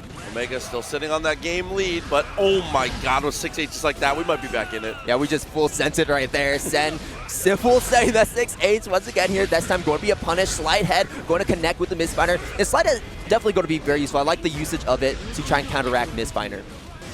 Ooh, blocked it out, but the connection after the card, sets it up one more time and finds the jump in. Sen and Human with the jump back, but gets caught in the RC. Beautiful timing to get the conversion.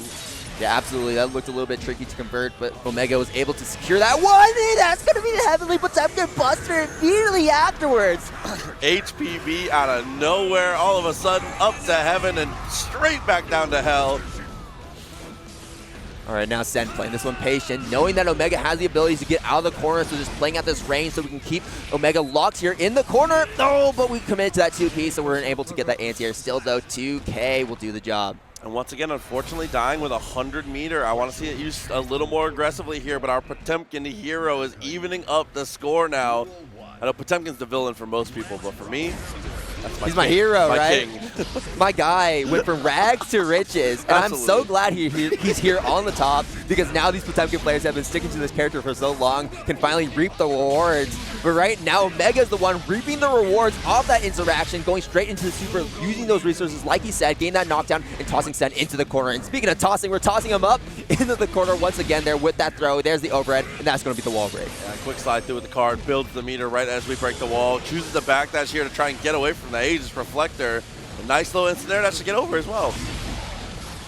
All right, Hammerfall into the Buster. Omega, what were we doing? Sen. Instead, not going to try and approach. Maybe with that Hammerfall input. Oh, RC finds the low, and then the close slash just to quickly answer. Beautiful stuff once again. The round on the board for Omega. Had that lead before, is trying to reestablish it. Full burst for both players going into the next round, but Omega chooses to go Wild Assault straight away. And it looks like that will be the right decision, as Omega is able to get that wall break here on Ascent, get that positive bonus, try and recover that meter that he just spent, and gain even more. We're at 200 meter to use, and that's a massive counter, and unfortunately, we're not going to be able to set too much up there as we're ending our combos early. Oh, back Mega Fist, definitely like that. There's a reversal timing in the corner, finds the 2P. A lot of opportunities going to the wayside here, but finally finds the 5H, forces the burst. Buster, is that dead? At 100 meter behind it as well, even if it was, it still has managed to hold on to their burst. Beautiful from Sen. Honestly, one thing I'm surprised that we haven't seen yet from Omega is any wake-up supers. True. I feel like that would be particularly useful here when trying to deal with this RPS, but unfortunately we haven't seen it, especially when we had 200 meter, and that's going to be another Buster coming through. Omega really just not avoiding any of these, and how can you when you're so scared of the strike and how much damage we get off of that as well? I was going to say the timings have been so unpredictable too, as he cut through the card straight into the super. It's going to be Jays in the chat one more time for the hard knockdown. And there we go, positive bonus acquired yet again. You definitely want to take this round if you're Omega. You want to be going up 2-1 over Sen, especially with a character as volatile as Potemkin. Gold Burst will connect. Oh my god, and the full screen Joker's trick, chucking it like a normal fireball to actually get the whiff punish there. You love to see it. That's Omega. But me too. And I don't think that 6H was intentional either. I think that was definitely just a whiffed Hammerfall input. No, definitely agreed. All right, here we go. But Sen here going to try to bring things back. Not so happy with that, with the ending of that previous round. Fine counter hit. Here we go. Close slash, the MVP for Sen. Yeah, I mean, the MVP for most Potemkin players there. As you see, the armor comes through, tries to go for the pot buster, and Senga is the answer. But unfortunately, a dropped combo leads us to another Potemkin knockdown. Oh, and that is a massive hit for Sen. We're not able to fully get a kill right there just yet, since we're stuck here in the mid screen, but we're still in a very good position. We have a lot of health to work with, and Omega does not. Omega knowing that, playing patient, looking for his opportunity to try and catch Sen in a gap. And anytime they go for the slide in with the armor there, you can just do standing jab 2D, and you can get the punish. It's very, very safe, very, very simple, but this is... What is going on? Oh, okay. Control issues? Maybe. I'm confused. He just... Is it controller issues, or we're just like playing the patient game here? We're like, I don't want to do anything.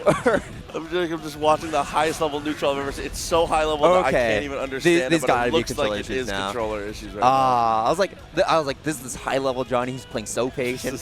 He has the mirror to try and find a gap here in between the pressure. But it's not going to work out. But it's interesting to see that Nsenga finally work on Wake Up, because I think Johnny, Omega right there, was using that Nsenga a lot on Leo Whitefang. We'll have to see. Nagoriyuki can be played in a multitude of different ways. You have kind of the more aggressive, go to level 2 blood as fast as possible. You have more of the casino time with Hotashi. There's a lot of different ways you can potentially play it, and so far it's looking like we're going to try and play it a little more low and slow. Yeah, looks like it, definitely not wanting to be in front of Leo's face. And right now, WySNeo is going to be the one in front of Banana Van's face, but unfortunately a drop combo. Still though, level 2, level 3 potentially. Oh, we're playing the casino, we're playing the slots, and we're going to be hitting that jackpot. Oh, but the close slash actually bursts at a perfect timing. Gold burst in response, goes for the jump in, and is able to get a little more aggressive here. Over there, that's a massive hit here for Banana Van. WySNeo stuck in the corner. Not for long. Back turn, double cross up. Banana Van looking clueless. Oh no, and that's just how Leo makes you look sometimes. It's just the kind of the natural order of things for the king coming through, looking for the back turn, but now it's the BRC forward into the knockdown. Oh, and here we go, we're pumping up that blood gauge, tries to use the burst for the deflect shield bust, not gonna end up working out as the WySNeo goes for the cross-up instead. Oh no, it doesn't even cancel the DP after the clash, just goes straight in and lets it rock, but there we go, Nagoriyuki, first big signs of life here, is able to break the wall. That's in your Blood War as well. Yeah, and that's the combo that Banana Van was trying to go for last time as well. There it is, I like the rooting here to go for that 6H as the ender. 50% life already out of the way, goes for the clone and finds the BSU party time. Yeah, we got the BSU, and now we can just really jam out all of these special moves. Back at level 2 potentially? No, we're just tying the line between level 1 and level 2, but it's not going to be there for long as a Banana Van secures a round for himself. Extremely smart from Banana Van as well to cash in on that that command grab as early as he did. That second close slash actually came through because we were trying to up back to get away from that pressure. As we find the 2S through the fireball. With level 2 blood, you cannot just be chucking booms. Yeah, his sword normal is going to become bigger as well, so it's going to be a lot easier for Nagoriyuki to try and counter-poke WySNeo if he tries to set up those fireballs from full screen. Okay, PRC extending the combo here. Looking good. Yep, 2S, 5/8, that's all you need in a moment like that. Banana Van getting out of the game. First one already to the wayside here, and definitely doing a much better job of playing it a bit more metered, but willing to be aggressive when it's necessary. You know, hey, speaking of characters that have never been bad, Nagoriyuki has always been good, right? These are two characters that have always been very solid. You know, they might not have been top tier the entire time, but they've always been very solid characters, which is really funny because we're always touting like, oh yeah, War has changed, right? You pick the mid tiers, but like these guys have always been like top of mid tier, high tier, like they've always been really solid. So maybe War hasn't truly changed. Yeah, Nagoriyuki was bad in the beta and has been lit ever since. Like this is probably the worst version of him in the release game, and he's still great. Yeah, honestly, I feel like, you know, and in the beta, right, I feel like part of it also was just like people not understanding how the character even worked in the first place. It's like Happy Chaos, you know. It took a little bit of time to realize, oh, this guy's broken. Oh yeah, that's the cycle in every single game. You know, characters come out, Mai in Street Fighter 6. Oh, this character needs some help. No, she doesn't. But here you go, straight in with the Beyblade. Once again, casino time comes through, and as you said, it's 777s. The jackpot comes up. Banana Van getting out of the round so quickly. All right, Beyblade in, backs up 6H. WySNeo not going to bite. 6H once again. WySNeo having to hold all this. We're towing the line between level 2 and level 3. We're about to pop, but not going to be here just yet, as we're going to find a way to pop WySNeo out of that back turn, which we will with that 2P. Still, though, WySNeo finding a way back in. There's the super. Will this connect? Yes, it will. Oh, and in that situation, WySNeo's got to be mashing on the parry just in case he has time. But unfortunately, as you said, the clock might have run out on this game. Straight in with the overhead on the second hit of Shizu. Attempt to go for a chip kill potentially, and WySNeo going to get knocked out of the game here. That's always the most unfortunate situation to be stuck into, getting jumped by one guy. Me and my clone, the best fireball in the game is me. Right, but you know, there is some risk tied to it because, you know, it does fill up that blood gauge quite a bit. As you can see right there, that single clone, I mean, look how much blood gauge it gave him. Oh, found the headbanger, gets the jab, forces the burst down. And unfortunately there for Banana Van, WySNeo turns into an equal sign, blows it up. C has to take that YRC though. WySNeo in back turn stance, finds the hit with the overhead. And Banana Van, you know, definitely pressing a lot here. We saw that where we're playing that active defense with like the 5Ps, the 2Ps. It doesn't look like it's working the entire way through. What a counter afterwards. Whiffs the overhead and mashes on the parry. That's the type of mix-up I want to see for sure. You got to be reckless in moments like that. You can see WySNeo stable in the moments that need to be too. That was a great 2S check.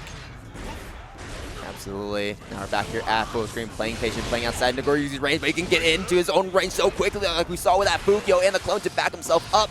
Blood pop, here we go. Banana Van's life total is going down to 0, and we weren't able to get any reward off of that. Oh no, and look for the double overhead and the double JS. Empty jump throw. Again, sometimes you don't need to go for the fancy stuff. You don't need the 10-layer double RC, kickflip, 360 flip. Sometimes empty jump throw is good enough. Yeah, we have yet to represent that as an option as well. So definitely throwing them off guard here. WySNeo spinning the burst, trying to keep Banana Van stuck in the corner, but looks like WySNeo is going to be the one to be in the corner. Instead, BSU coming through. Banana Van can be so, like, you know, we could just cash out at this point. Like, we're going to be, oh, wait, hold on. Yeah, we're going to be so irresponsible right now. WySNeo trying to get that wall break, but no luck. We'll see. RC in the air, it's a great block on the way down. Couple fireballs, just peppering them in, making sure you remember that they're available, but the 2S finds the mark. Red RC extension, here's the wall break, blood pop. No wall break. We're just going to reset the situation here. What's the mix? Oh, no. Yeah, right. Still not enough to kill, though. Even with that, Chipp is going to be a factor for sure, but there's the throw, a pixel of life left. Super. Yes, time to look. I thought maybe it was going to be Super 2. I thought so too. We saw that pause button right there. We saw the 2K come out. I don't think there's anything WySNeo could have done. Would that have recovered in time? I guess we'll never know. Counter hit on the DP. WySNeo immediately spending that burst. Now Banana Van stuck in the corner. Has to deal with this pressure from WySNeo. Not able to get any back turn stance though, so Banana Van still in the clear. I like that, rocking the Shizu out twice in a row. That second hit Shizu's been getting us a ton of mileage, and unfortunately now, especially with the heavy fireball behind it, we're going to get to be the aggressor. Finds the overhead and resets it again in the back turn, but the deflect shield unfortunately doesn't push him far enough. There's the throw though, here we go. What's it going to be? Just going to go for the 2K, 2D, 2S. Into the throw once again. Got to guess this mix up once here. Beyblade. YRC. I like the YRC usage to get him out of back turn stance. BSU.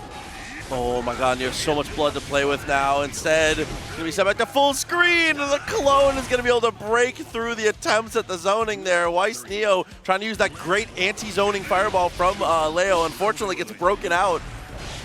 Absolutely clone in, 2K, 2D. 236S from WySNeo. Throw from Banana Van, and we're in. Oh, but maybe we're trying to reset the blood gauge? I'm not sure. First spent from WySNeo does not want to take that wall break. That leaves us at just a pixel of life, and the barely shimmy Fukyo's on in, takes that tiny... 3 hour apart. Like, you're good. Oh, man. But here we go. As we said, the Leo Whitefang looking to...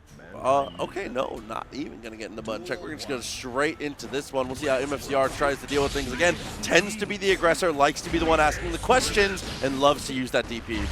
Yeah, absolutely, and immediately using it as we saw right there. Nebsog not expecting it, and MFCR already going to be in back turn stance. Here's the mix. Oh, whiffs over straight into the parry. We saw that before that previous match, and MFCR is also utilizing that as a trick.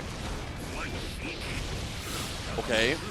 Actually gets the trade, but unfortunately a trade that we didn't want to see. The rest of your life total is just going to get deleted from there. As a beautiful sequence from MFCR is going to take the kill and take that round 1. Such an aggressive player as well. We were just pushing down the gas pedal all the way, but MFCR are going to be slowing down that gas pedal just a little bit here until we find our way in against Johnny while assault.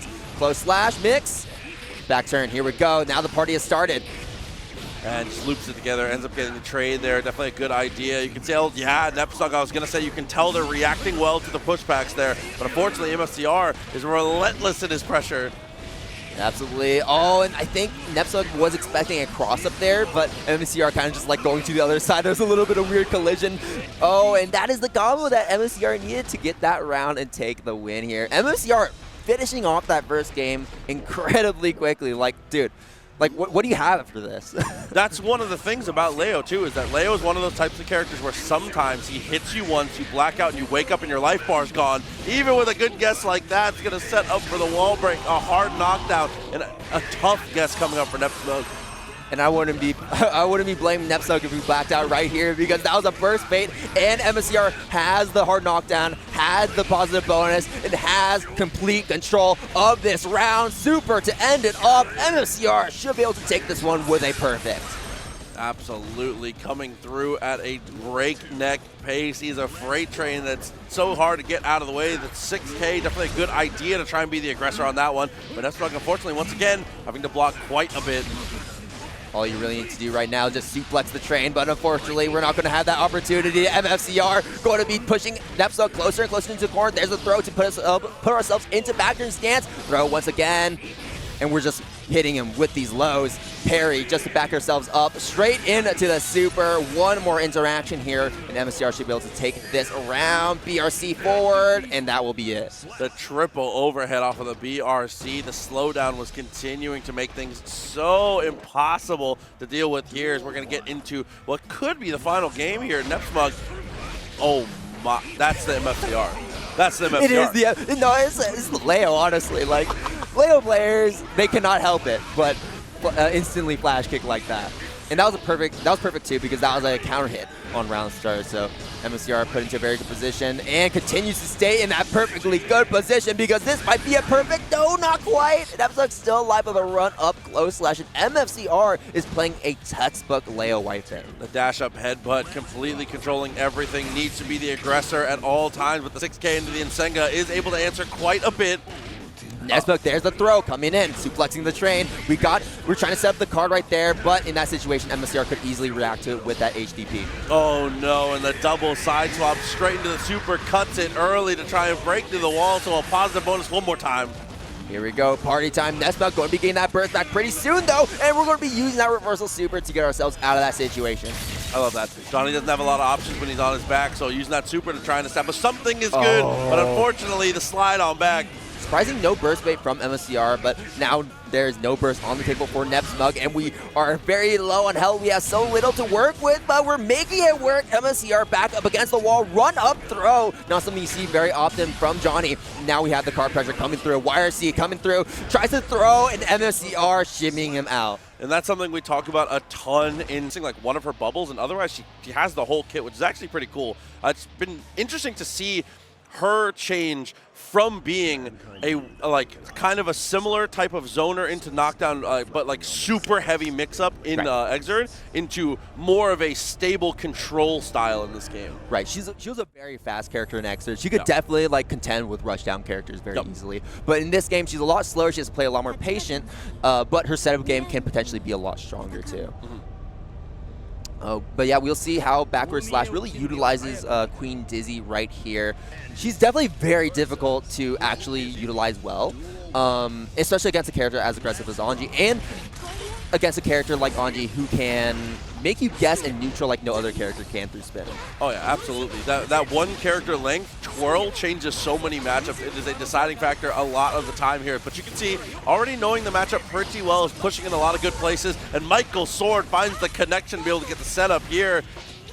Now we got the ice floors, but looks like Hohenheart is going to be the one doing the skating. Backward slash into the corner and not blocking the Rin. Full meter on the side of Hohenheart, and we're going to be utilizing that red RC to extend this pressure. Backward slash using 50 meter of their own for the YRC on defense into the throw, setting up the ice fish. Here we go, right above backward slash's head, and going to be tossed right into it with the Michael sword. I love a high fish in the close slash seems to be one of the go-to things here in the corner, but unfortunately the fish gets dropped on him here. Instantly spending that burst. Hohenheart was like, yeah, you're staying in the corner no matter what, but now the one in the corner is Hohenheart, but not for long. The parry super coming through as backward slash tries to establish that pressure after the Wings of Light. Yeah, trying to go for wings. Wings can be okay. I think it's better as a threat than the actual idea itself. It makes people feel like they need to press, so you can go into more staggered pressure to actually find people and counterpunch more often than you normally would.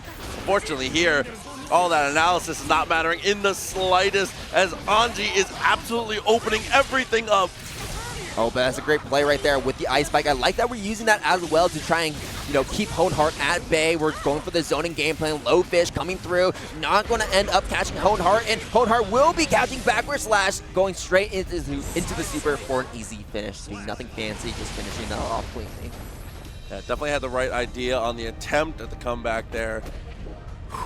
I mean, if Dizzy gets the ice floor down and sends you full screen, a lot of the times for certain characters, it's not checkmate, but it puts you in a really compromised spot. Obviously, having your dash completely obliterated. Yeah. But Anji has the potential to be able to close the distance still, but not going to matter too much about the ice floor here. Now it's time to talk about the homies. The minions are here. Jack-O is on the field, and I'm just seeing this, and I'm like thinking, adventure. Like, Anji Jack-O, I remember when these characters were incredibly hot, and Jack-O, not so much anymore, but Anji definitely, for sure. There's the fish coming through. We've got one minion set up. We need a little bit of setup here with Jack-O for sure, but once we get that set up, she can be very deadly. And Hohenheart doesn't really have a lot of ways to actually like break out of that pressure if backward slash can set it up. Yeah, if we get 2 minions and any of the buffs via super in the corner, it's just the round absolutely ends. But it's not going to matter here as we continue to be the aggressor, not letting any minions touch the board. The low finds the mark, and that's going to be the kill. It's another one for Hohenheart. Hohenheart got a minion of his own, and that's the butterfly, keeping backward slash locked there in the corner, and going to be locked here in neutral as we just watched that 2D go right through that spin.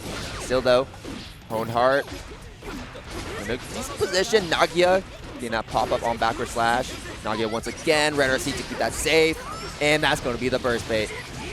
Yeah, and the rest of your life bars looking to follow. Things are getting really rough here. Might need a reversal, might need a YRC. Unfortunately, Mash is the choice, but we do get out of the corner, so now an opportunity has arisen. 50 meter on the side of Hohenheart, but we won't need a dash up out of the corner, and that's going to be the fan swat on a backward slash to close that one out. Anji is a character that is deceptively hard to defend against. Yes. Because, you know, yes, he has 4 canned options off of Fujin, but it's the fact that he can go for any of those 4 options at any point that makes it so hard to deal with. Like, you can do Fujin to Fujin, you just do raw Fujin, do nothing, and, you know, trying to play that guessing game, that stagger pressure game, like when's the Rin going to come out, when the fan's going to come out, when's Nagia going to come out, it becomes very difficult.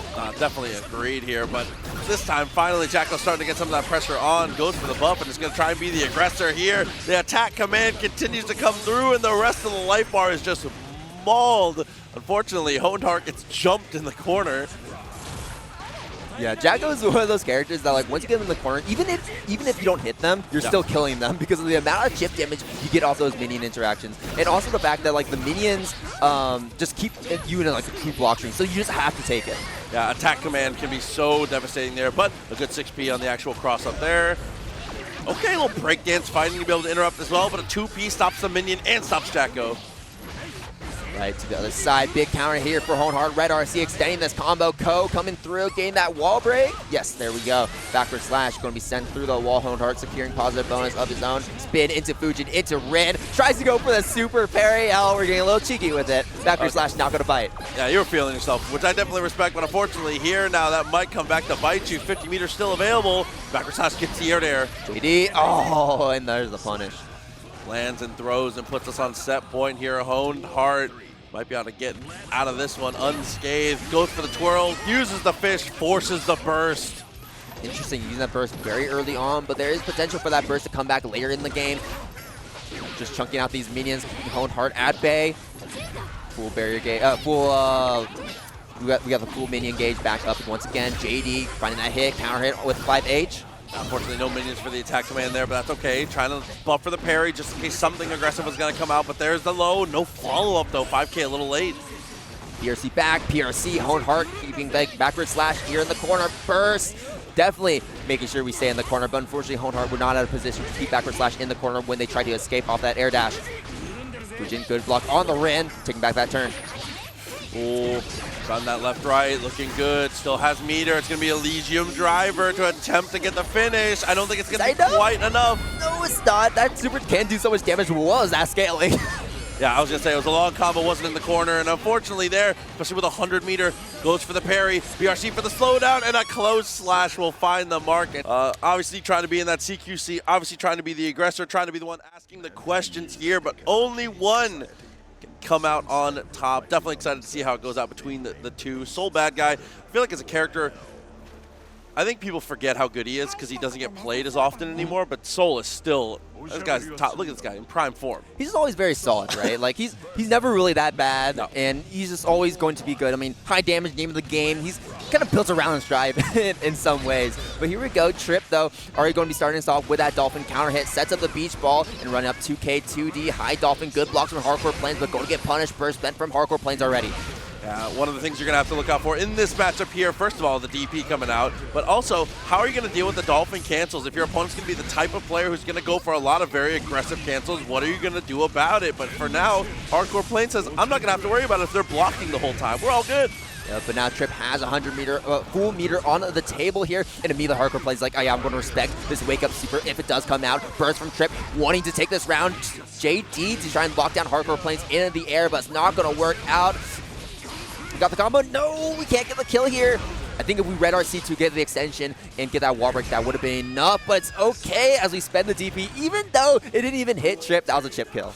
SDP again and again. The S-Viper is so strong, but there we go. The 6-8 cancels the Dolphin to try and get aggressive and finds the hit once again. Look at the amount of life on 2 interactions here. But hey, Hardcore playing very aggressive here with these SDPs. Chipp starting to bait them out a little bit more, as we saw right there. There's the feint on the Gunflame. That's one of the things you're going to have to be looking out for on Soul's pressure, because that's going to be his main pressure reset. Judy into the Gunflame. The life total of the wall was already so low, so 2 hits to get the break and almost max meter here for Chipp once again. Playing out of range, avoiding these Dolphins, but can't avoid those anchors. JH being the MVP as always. Red RC maybe trying to bait out a burst from Hardcore Planes, but no burst comes out. Hardcore Planes holding on to it. Bandit Bringer RC, here we go. We're coming down to the wire yet again. Dolphin in. Dolphin again. Hardcore Planes trying to stuff something out with that 2K. I'd like the run up on the beach ball set, but the 5P mash from Chipp will take Hardcore Planes out. Yeah, a great trade coming out there, and all of that coming off of the back of the start of that pressure, which is again trying to go for it there. That nautical stun dipper, the 3K, but unfortunately not working out twice in a row here. Revolver carrying us all the way to the corner here. 5H, 5S, 5H. And there it is. Yeah, good punish on the Dolphins. Oh, he's going to get a bit messy here, especially with the far slash connecting Fafnir as the follow-up. Definitely enough to kill with the revolver, taking it. Quick knee to the face. Don't fix anything. Chipp is trying to react to these gunflame feints with jump, but it's just not working out, it seems, as we're just, we're not reacting in time and we're ending up getting hit by it. Oh, the clash, good FD. DP again, why not? Hold on, we're just going to keep airing that in until it works. Hardcore Planes looking really consistent. Listen, if I played a character with a move like Soul's SDP, you know damn well I'd be doing it too. I respect it for sure, but unfortunately here it's going to be the killer whale to break through. And there we go, hard knockdown, runs up with the air dash. JH, SDP once again, the MVP. Chipp not respecting it, but doesn't have to when we have this much health to work with. Beach Ball 2S. There's the Dolphin cancel coming in, like you said, but Hardcore Planes not biting, and no anti-airs coming out, trying to go for a burst. But you know what? Why not? We have the meter. Yeah, it's just that easy. Not much else to worry about there. Should be able to get back, potentially even up these games, but a 2D goes in the underground bunker. You don't see it as often in Strive, but again, that move is so good for low profiling. There it is. Yeah, no, Chipp is like, I'm just going to block in your wake up more often now. STP once again, why not? During pressure, we're able to get a combo off that as well. Burst spent from Chipp, not wanting to take that damage or that wall break situation. Bandit Bringer using it as a movement tool to get around the air options that Chipp had available to him, like with those JHs. And there's that close slash anti-air coming through. Hardcore Planes, do we have the wall break combo? Yes, we do. Wait. There we go. Yes, we do. I was going to say, should be able to. Tyrant Ray one more time. Break through the wall and put us in a terrible situation. 100 meter for Chipp. Needs to do something to get away. Full meter for Chipp, so we're going to be able to cancel off that 3K with Red RC and should be able to get that slice off into wall break. But no, the 6-8 with. We weren't close enough. SDP, there we go. He's going to do it at some point, so just bait that one out. Chipp closes it out. Hardcore Planes needs to be a little more aggressive, I think, on Tripp's wake up, because he is respecting the wake up super a ton, but Chipp hasn't shown anything that aggressive yet. You need to just knock on the door, straight in with the close slash as often as possible and stay meaty until they prove to you that they're willing to go for something like that. Chipp has not shown a reversal yet. 2S beats out the wall assault. There it is, 6P on the High Dolphin. Phantom Revolver bring us to the wall. Just pelt him with these far slashes, and there's the frame trap off the 5H cancel. Oh no, cancel off the Dolphin, tries to go for the 6K, not gonna work out. Still all right in the trade after the close slash, but unfortunately gets conked on the top of the head with the 6H. Okay, just pelting Hardcore Planes. We saw some adaptation with the anti-airs before, but we're not seeing it as consistent as I think it should be. But we are able to get that DP. You know what? It just keeps on working. Wall break here. There we go. Boy.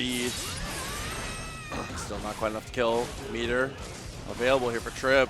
Just letting that positive bonus rack up. You need to have some kind of RC before you get aggressive here, but the up dolphin pushes us away. Into the dust. Interesting choice. Hardcore Plains going to YRC right through that though. YRC from Chipp in response. FD from Hardcore Plains pushing him back. So we're able to really get a look from the SDP. Wall assault overhead. Yeah, after the wild assault, just goes straight in with the porpoise. Beautiful stuff. Chipp taking the lead for the first time in the set now. And immediately up dolphin is the choice at round start. Waits for the dash and reacts there. And the cancels, jumping up, going for some more overheads, going for some more mix, beach ball, catching Hardcore Plains in the air in the middle of that bandit bringer, and that's very beneficial for Chipp as Hardcore Plains was not able to escape the corner like he was looking for. Till now, HDP, we're going for the damage. Couple good mashes there. Close slash into the follow-up. Good burst. Yeah, we tried to side swap there. We didn't run far enough. Oh, and after the RC, burst is available once again, but should hold on to it here because it's definitely not going to kill. Definitely not, but Plains still in a pretty decent position, I would say. 3K, RC, there's the dust coming through. Not a charge dust though, so Hardcore Plains not going to be able to, not going to be dying from that hit. Chipp's betting the burst, oh my god, and the 6P on the beach ball into the, okay, that was very smart. Using the beach ball cancel with the 6P into the bandit bringer. Yeah, bandit bringer again and again has been such a massive tool for us here, delaying those jump arcs, and again, tries to sneak it out there, but Chipp continuing the pressure in the corner. SDP is going to solve some of that. 3K, red RC. Yeah, this seems like what Chipp is looking for most of the time when we have Meter. Like 3K RC, if we find a hit, cool, we get a combo. If we don't, then that's just a neutral skip. Boy, damage came through for the second time here. Just a little bit of life left. Even a throw will do it now. So a lot on the line for Hardcore Plains. Blocks in the dust though. Now we will 5P after the fast here, but Hardcore Plains back dashing out of the way. Okay, we're actually, no, we just want to hold the corner. We don't even want that wall break. Oh, scary prospect here. No hard knockdown, 2K2D into the revolver, keeps them in the corner and immediately gets aggressive again. I think that's part of what you're saying, like, hey, we're not scared of these reversals that much, so, you know, keep them in the corner for as long as possible. Keep yourself in a good position so you don't have to go back to neutral against a character like May. And again, keep it meaty. No reason to not to until your opponent shows you, but double up dolphin into the triple. H Why dolphin. not? Charge 6H, Hardcore Plains having to respect that one. Oh, doing a great job with his heavy normals, continuing to harass here. Dashes on past, gets the 2K2D. Fafnir comes through. Fafnir once again, and there's the DP immediately afterwards. This guy is a madman. I like this though. Again, the actual amount of damage we're taking for these punishes is not nearly enough to deter us here. Tyrant Rave one more time. 5H, YRC. That's going to be the dust into the red RC. Run under for the side swap. We have no mirror though, so not enough to get the kill. So Chipp going to end that combo early so we can keep that corner. Good block on the dust, but we still have to block this incoming mix. Oh my god, but mashes the 5P. Goes for the right under the... Oh, we almost got the punch with the 3K. There it is. Swings it out. The long range normals working out beautifully here. Chipp on set point now with a full burst still in pocket. Okay, JH keeping him at bay, and there's the Dolphin just going all over the place. Hardcore Plays, try to chase him down. Overhead comes through, no blocks. Off the sides. Just barely catches him on the DP. Cannot believe, but the close side finds the mark on the bandit bringer attempt. Oh, we're trying to space out with this JH, but Plains just going to run up anti-air with his DP. 6P, what is that? Oh okay, no. RC blocks the beach ball. Yeah, the RC just in time to see the beach ball make the connection here. We're just whiffing so much in these neutral situations. Okay, I like the 6P right there though. Bandit bringer, not going to be getting much. 3K into the throw. Just like that, the dash up after the normals. Beautiful way to finish it up. That's going to be big tools to get in, like Elkun, for example. But at the same time, Happy Chaos can just indiscriminately shoot you from full screen with ease, aimbot. Yeah, especially being able to set up the doppelganger also in some of the later stages of the matches here. But for now, it's just going to be a quick connection. A shoot up comes through and immediately chooses to just continue the slump and keep it mid-screen. Doesn't want to reset the neutral. Yeah. Only problem with trying to go for these wall slump mix-ups is the fact that you give your opponent so much burst after these wall sticks. But Leffen knows that, and honestly, like, here's the thing too. As the opponent with the burst, you're essentially giving Happy Chaos another burst because you're putting him back into the position he wants to be in. Looks like this still has 50-meter. BRC throws in response the OTG, and now from full screen, not much to be done here for Dugong, I don't believe. That concentration going to be running out pretty quickly though, but we're going to be spending the 50 for the super and keep that going. Smart use of the Brain Blast there. It's well worth the meter to be able to keep those resources managed. Sure. Give him a little poke. Good block on that cross-up, by the way, into the DP, and now we're going to be able to establish pressure of our own.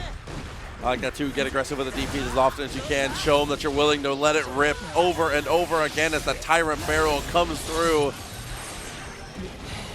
Right, hard knockdown situation with the positive bonus as well, but Leffen not afraid to press, and you're going to go into the corner instead. Wall slump? No, instead we're going to refill those bullets with the Deus Ex Machina. I feel like he's only going to slump if he doesn't have a hard knockdown guarantee. That's seeming like a pretty good strategy so far here as we go for the J2K, one of the best normals in the game. Yeah, and that makes sense because as Happy Chaos, any good hit can lead to a free corner carry. Even if you're on the other side, you're immediately taking them to the corner and going to be able to get that wall break. So having that 50-meter available to go for the super afterwards, you know, why not? Oh no, try to hit him with the taco there. BRC is dueling out. The slowdown ends up going not our way as the RTL sends us through the wall and into the next round. I was almost like that wasn't going to kill, but it did. It surprisingly did. Listen, our young new pro tag is good for the damage, always and forever. Okay, but this is a great start here for Leffen. Sends him through the wall, gets himself that positive bonus, and looking pretty nice in terms of his meter management so far. Has full bullets, but looking low on that concentration gauge, and you can tell that Leffen is, you know, trying to keep that alive without having to go a little bit over. Okay, it's going to be super concentration once again. So runs up with the tap dust and still has the meter to generate a hard knockdown as well. So it's going to be cursed hard knockdown mid-screen, no burst. This might be done. Yeah, and we have all the resources with the bullets, with the concentration, and we're going to go for the run-up throw. You never expect it from the zoner. Absolutely, especially with the way that this character kind of functions a lot of times, especially when your opponent's at the lower health. You usually want to play at mid-range. You want to just try and reapply curse, try and take shots and try and drain meter. Leffen says, no. Yeah, it's interesting too because, like, so far, Leffen has not really played much of a rushdown game with Happy Chaos, and normally you do see that a lot more often with Happy Chaos nowadays. But no, we're just going to go for a very simple zoning game plan, and it is working incredibly well against Dugong because Dugong is really struggling to find those openings and find those approaches to get to weave past those bullets. Well, here we go. Once again, Deus Ex going to set us up as effectively as we can. Full health bar still for Leffen. Not much of a threat being posed so far, and the DP goes wide. Yeah, why not? Straight into the super here. Might be giving a little more burst than I think he would have liked, but it's okay. We got it perfect, and that's all that matters. Leffen still with that burst available. 2D to start us off, but no bite from Dugong. Trying to go for the push much too far. Gets the jump in. The first attempt at beat driver is whip punished immediately. There it is. Okay, we're just going to go for the wall slump, and there is the curse applied as well. Okay, Deus Ex Machina for that. Deus Ex reload him one more time. Leffen, excuse me, putting Dugong in a terrible position now. The BRC forward still gets thrown. Curse, gunshot once again. 2 quick pulls is all it takes. Leffen continues to dominate here and is marching through these pools right now. Yeah, and I think Dugong right now just needs to play a little more patient, I think, against Happy Chaos. Just go for regular dash blocks to get up in Happy Chaos' face. Because here's the thing, too. You know, the further Happy Chaos is away from your opponent, the more that concentration gauge is going to deplete. And you can see that Leffen is really trying his best to manage that meter. But the longer he does it, the more he has to, like, okay, I have to stop zoning or I have to get in your face. And in that sense, Dugong can finally start to find those holes in Leffen's game plan. I think a big issue is also a little bit of predictability in terms of timing, because as you can see, a lot of the times for Sin in this matchup, the way to win is you just have to brute force it with the Sun Dipper. You have to try and get into guard crushes. You have to try and get aggressive. Leffen is consistently checking it with normal. 2S, 2K, everything in between is making sure that slide is never being a factor. Right. Yeah, he's definitely covering all of the angles that Dugong is trying to attack from. Even more so now as we're going to be getting all the resources to deal with this. But a counter DP can maybe finally get Dugong back on the table and back into the running. Tyrant Barrel, clean hit through the wall. Definitely setting us up for success here. Unfortunately, not many calories to be able to spend. It's a growing boy who needs his food, but unfortunately gets bursted into the corner. YRC, okay, going to respect that gunshot from Levin. Maybe to a fault. Levin going to be getting the Dex Ex Machina to break the wall yet again, and this might be the final wall break of this set. And because this is a set point here for Levin, there's a throw, baiting out the deflect shield. It is over from here. Super to make sure that no burst becomes a factor, and that will be it. Levin moves on pretty handedly to make it into top 32, or top 60. Iske to be able to lead us off into this one here. So again, Queen Dizzy, a character that can struggle with characters like Sin. Sin seems like the prototypical counter pick on this one for sure. The guard crush situation, the way we're able to close the distance, the type of mix-up we're able to apply, as well as the way we can potentially ignore zoning with some of our tools.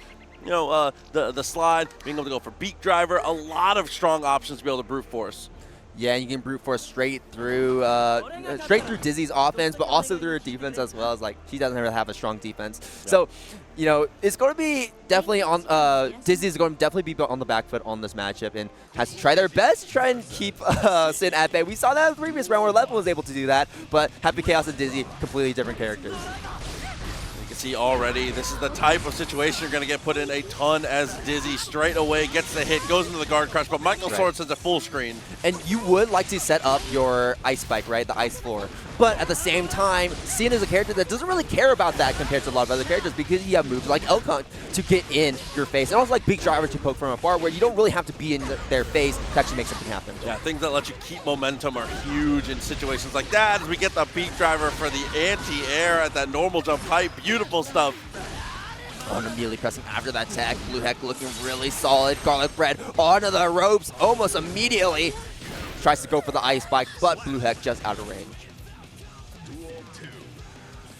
Now with max calories. Tried to go straight in for the Beak Driver there. Quick little interrupt. I like that dash forward. I like being the aggressor a little bit as Dizzy. You don't want to be stuck at mid-range just like that. Right, Elkon here. Now you have Garlic Bread stuck in the corner. Beak Driver going for all the cancels, but we have no more cancels available to us. Should be able to do this wall break and buy us some time, but Garlic Bread going to be spending that first to deny Blue Heck that wall break. And I like that decision, right? You know, we didn't negate the damage, but we took away the calories. We made sure that Blue Heck couldn't get the positive bonus afterwards. Oh, and gets the interruption with the Michael Sword there. Juggles into the fish, and now the dance floor finally up. Not for long. YRC gets blocked. Garlic Bread can make something happen here. And there's the Ice Spike OTG to finish that off. Listen, we used to fish with that. Beautiful stuff. Completely answers it. And now with a round apiece, scary situation coming up as we dash up for the close slash. Not as scary as I thought it would be. Already half of that health completely gone. And that is going to be the wall break here for Garlic Bread. One of potentially many. Or could be the one of potentially many here for Blue Heck here, as we're going to be getting this throw mix-up game going. Garlic Bread going to respect all of it and take all of these throws. One more throw? No throw this time. Wake Up Super blocks the YRC for the second time. Burst to keep the corner here. Momentum is riding high as we find the close slash and try to keep the try to keep the pace up, and we finally do. Burst does come back just in time, though. Yeah, we're going to cancel that to a dash cancel to block it either. The throw coming in. Garlic Bread full sending it. There's the ice floor. The dance floor is active. Blue Heck going to be sent through the wall, and the Michael Sword will send him out of that game.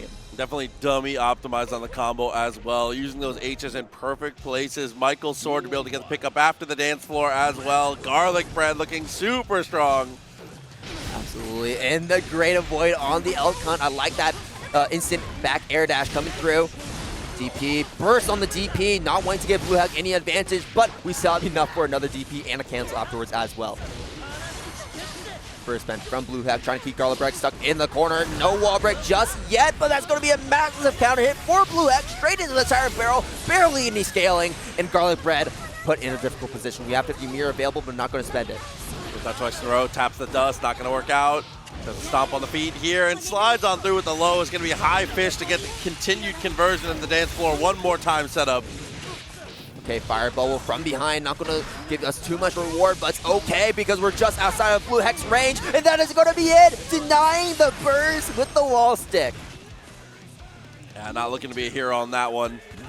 Trying to save it out going into the next round here. Too far on the far slash, still okay. Michael Sword, again, a touch too far, but that Ah, the wake up DP. All those plans completely destroyed. Small trade. Blue Heck, though, going to be taking advantage of that instead. Overhead on Garlic Bread. Burst spent from Garlic Bread once again. This one I'm not as sure about, but, you know, trust in the process. Garlic Bread has shown extreme consistency when it comes to making these comebacks against Blue Heck. Meter is available. PRC used to fish with it one more perfect. time. High fish coming through, do not jump. Oh, and there's the attempt to go for that throw tech, and that is going to be a counter hit for Garlic Bread. And that's what I'm saying, right? You know, Blue Heck gaining these incredible stars, but Garlic Bread always coming through in the end. Yeah, slicing it through with the Michael sword, the damage really starts to add up. It's a character that you don't see a lot of consistent big hits with, but you have to remember, Dizzy does do a massive amount under the right conditions. Oh, and there's another attempt to tech that throw, but Garlic Bread continues to shimmy Blue Heck out. Burst already stolen from a Blue Heck, and this should be Garlic Bread's round to win as we go for yet another cross-up to open up Blue Heck. This combo won't be enough to kill, but we have so much resources, so much health, and that will be a perfect for Garlic Bread, placing themselves onto set point. Keeps thinking it's going to be the jump over. Instead, it's that fire bubble to be able to stall ourselves in the air. Dashes up for the throw, but gets thrown on their own accord here. So this is a big opportunity for Blue Heck.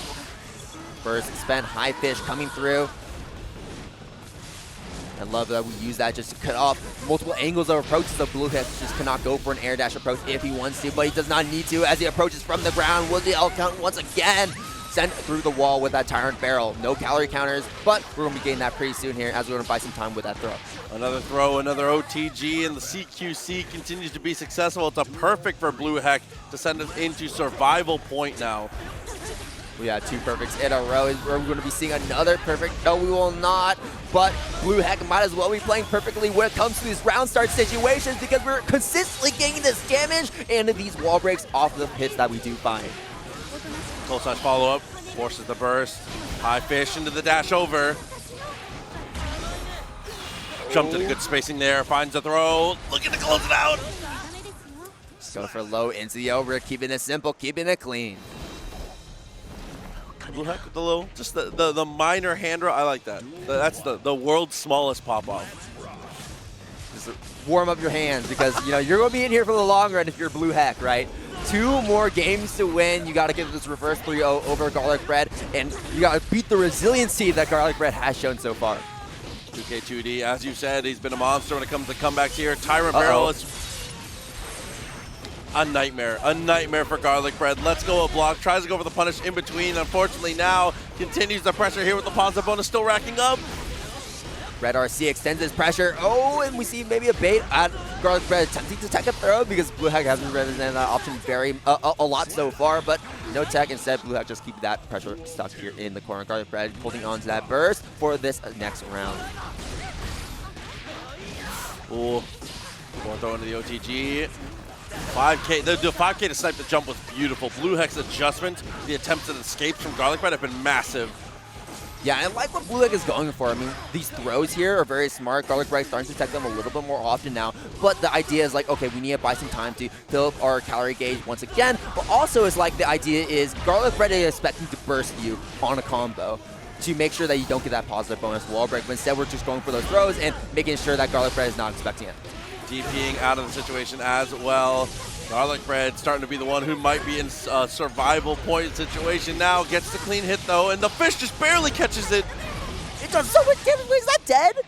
Oh my god, no! Okay, Blue Heck still alive. The PRC throw, and Blue Heck just barely surviving that one. Hands up, I was like, oh my god. That was too close for comfort. High fish just sniping him out of the sky at that super jump height, and now it's going to lead us to a game 5 here as we get the jump in from Blue Heck. Unfortunately, he doesn't get the conversion, but still finds the throw. Low beak driver, and there's the dash cancel coming through, but I like that we're still playing patient, respecting those options from Garlic Bread. 5P straight into the right of the lightning to make sure that we get this hard knockdown. Tries to go for a throw, backdash from Garlic Bread will get himself out of that situation. Oh, instead of trying to get a little bit extra damage, tries to go for the setup. Unfortunately, he flies a little too close to the sun. The far slash finds the mark.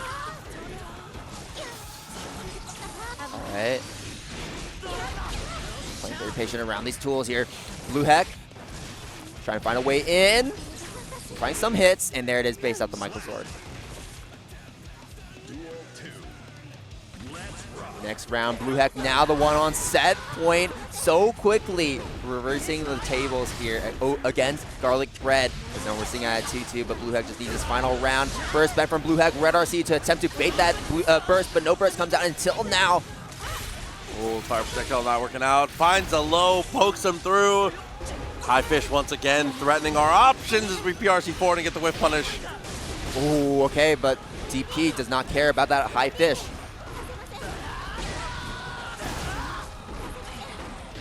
Oh, it's getting messy here.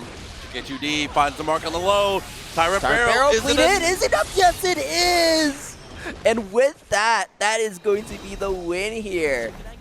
Going to Blue, the players that are local to the state, that can't travel as often. And you get to see like some different skills, different characters, different players, and I think that's really cool to see.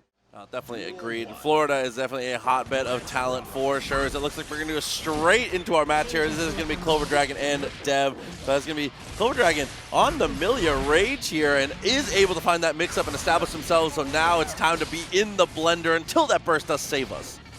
Looks like it. And there's the Turbo Fall into the Capel, moving her way in. JH counter hit for Clover Dragon. Unfortunately, not able to finish the combo. Attempt to tech a throw from Dev right there. Gets hit by the Capel. And that's going to be the back throw for Dev. Tossing Clover Dragon into the corner. Now you're going to have to hold this one. And the amount of damage that Giovanna can just deal when she has you locked in there and she has the enhancements can be quite difficult here. Clover Dragon, though, going to be closing that one out. Yeah, not looking like he's going to have to deal with any difficulty on that one, though. Beautiful stuff, way to reverse it, especially being able to escape after that potential back throw incident. But for now, it's going to be the FD and just trying to survive as the onslaught of Millia continues here. 2K2D, close slash, keeping this going. Iron Savior straight into the Turbo Fall on the other side. Dev not able to block all this. Cross up once again with the JH. We have burst on the table now, an attempt to bait that one out. Dev not going to spend it, but you might have to spend it soon here on this mix-up. That we will. Yeah, burst on defense, definitely smart. Goes straight in with the far slash here, and now gets the extended extra little bit of combo. Still has meter and is able to find the throw. The sequence continuing to add up here, even with the drop in the reset. Got a counter right there here for Dev. Maybe finally back on the map. Those are played perfectly. The anti-air coming through straight into the super to lock out the burst. Clover Dragon. What a way to go out in that round. Dev holding on. Yeah, Dev doing a great job. The spinning dog kick works out perfectly there in the end. And now you can see Clover Dragon trying to rethink that super aggressive playstyle a little bit, or so I thought. Sends the Capel, goes straight in for the overhead, and now is back into the mix. JH, I like the cross up there as well. Like, okay, I found the counter, but we're not going to go full combo. I just want to get out of the corner and keep you in the corner instead. And it's so tricky too. Which side is Millia going to end up being on? I just make the wrong guess every single time. And Dev so far is as well. Winger sending Dev through the wall. We do have the Flex Shield though, which could be monumental, but the Mirage into the Artemis is going to secure it. And the worst part about trying to deflect shield in moments like that is you already have seen demonstrated why it's so hard. The deflect shield actually went off. We got a wild assault in the wrong direction, ran straight into the Iron Savior once again. You hate to see it, but that's just a part of the matchup, man. It's too difficult getting your inputs crossed up. Double overhead. Tries to run up with the 5K. There it is, the 5K into the cross up. I got a cross up of my own here.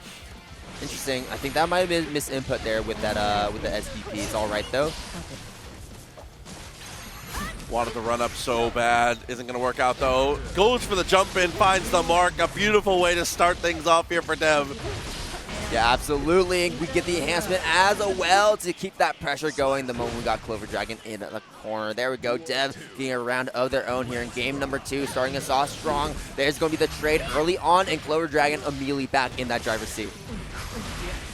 Double overhead. Into the double overhead for the second time, just on the opposite side. The mixtape continues here. Clover Dragon is ridiculous right now. Wall break. There we go. Dev. Wait, we see this come back from Dev before. Oh, no. I was like, are we going to see it again? No, we're not. Far slash counter it will do the job. Good poke and way to restabilize here. Double dash, trying to threaten something out here. The far slash not going to find the mark, but a good backdash to escape and a better anti-air. Here's the thing, once Clover Dragon is in control, Clover Dragon's in control. But the moment that Dev gets started, then suddenly Clover Dragon really starts to show some cracks here. And the amount of damage Giovanna can do to Millia can make it so that she's like a two-touch character here. Finds a throw, but again, as we said, the enhancement is on now. 2K2D finds the mark, gets the jump in, and cleanly breaks the wall, but no hard knockdown.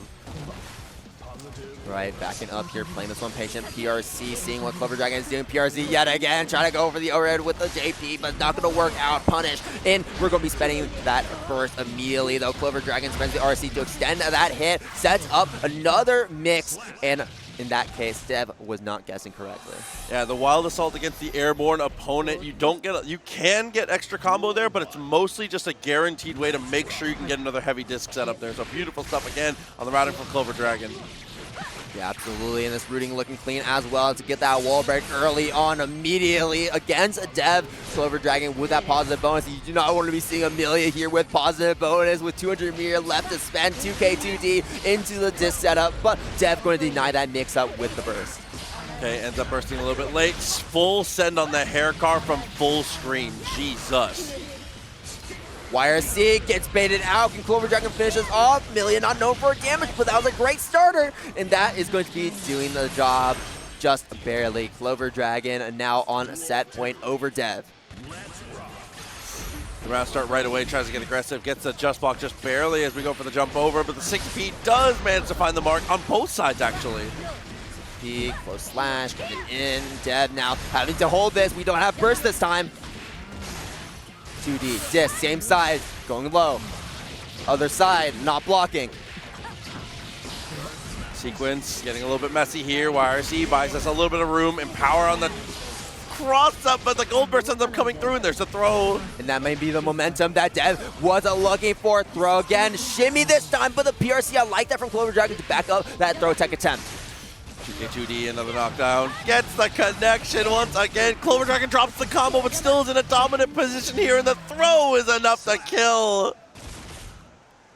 None of the blocks that I have been on have had Alpha, which is a little unfortunate. He's an interesting character. Rekkas are very cool. Damage is very nice, as well as the overdrive. The bomb vest is such a difficult thing to deal with here. So already, though, looking like we're not seeing much of it here, at least in round one. Echoes is getting started in a hurry with the damage, already 50% life. Yeah, looks like a 6P disc, going for the low. Hungry Hipster so far putting on a good defense. Blocking the overhead, blocking the lows, PRC in, there's the air throw. Here we go, we can get something started potentially into the low with a 2S. Hungry Hipster not gonna block that, and not gonna block that turbo pole cross up. Yeah, sometimes the layers just come in a hurry. It's the same concept as what we talked about with Leo. Sometimes Millia gets started and you just don't know what happened. Your life bar just disappears, bro.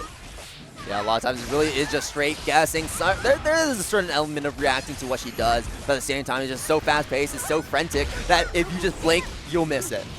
Oh, and just like that, unfortunately, it looks like Hungry Hipster is still blinking right now. Bad Moon finds the mark, continues the aggression. Don't tell me this is going to be a double perfect! No, not like this! Okay, it's not a double perfect. Just barely, like, just took a little bit of chip damage in between, but it essentially was in that case. Echoes had complete control of that game. Absolutely, and I mean, top to bottom, no notes. Absolutely was doing a great job on offense and a great job of staying active on defense as well. But now, Hungry Hipster find a little more aggression with when it comes to the projectile game here, but the mix-up begins again. All right, there it is, just trying to snipe out Echoes here from the max range. Trying to make sure that he can't approach in the first place, but you know Millia, she's going to get in at some point, and she has so many tools to do so with Turbo Fall, Capel, and those double air dashes. Artemis going to be breaking that wall there, not enough to get the kill, but Hungry Hipster on their final legs of this round. Echoes going to try to run in for a whip punch, but the PRC is going to keep Hungry Hipster safe until the 6K comes in from above. Yeah, Hipster, I think, unfortunately had an execution error there, because there's no reason we meant to whip there full screen and have to spend our RC to not get whip punished. Unfortunate situation comes up again, but another opportunity for offense now into the Rekkas. There we go. Finally, Hungry Hipster is going to be doing something. They're getting a real advantage of this set so far, and that is going to be one hell of an advantage as we're going to be getting that positive bonus, our first one of this set. Echoes now has to play this perfectly, but we've seen what Echoes can do when they have control of the set. First on the super, very smart. Oh my god, but hair car, with no meter too. The confidence is unbelievable. YRC puts us back in the corner though. Turbo Fall Capel. We're out of the corner and we're not going to be staying in there for long, but Hungry Hipster is going to do an excellent job at chasing that Echoes in mid-screen. So far for Echoes, it feels like the one thing they're weakest against is the Pineberry cross-up has been hitting consistently here. And once again finds the mark, forces the burst. We're 3 for 3. A little ironic, isn't it? Can't block the cross-up as Echoes continues to try and cross up Hungry Hipster, though with Hungry Hipster's back up against the wall, it's going to be hard to try and get that cross-up going. Instead, we're going to go for the same side, overhead, low. There's the cross-up this time, but Hungry Hipster blocking that successfully. Got the throw, disc one more time. Timing is beautiful. It should be just enough for the winger. It's very low damage, it's overdrive, but I think it's going to do it. Oh, but the scaling wasn't a lot. However, Hungry Hipster stay alive with a pixel of life. That pixel holding up the world, but it will not end up. It will be crushing under the weight of expectations here.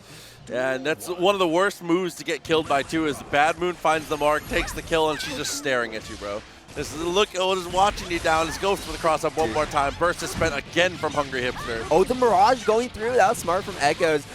Mirage has that upper body invincibility, so you can go through some of Hungry Hipster's best pokes.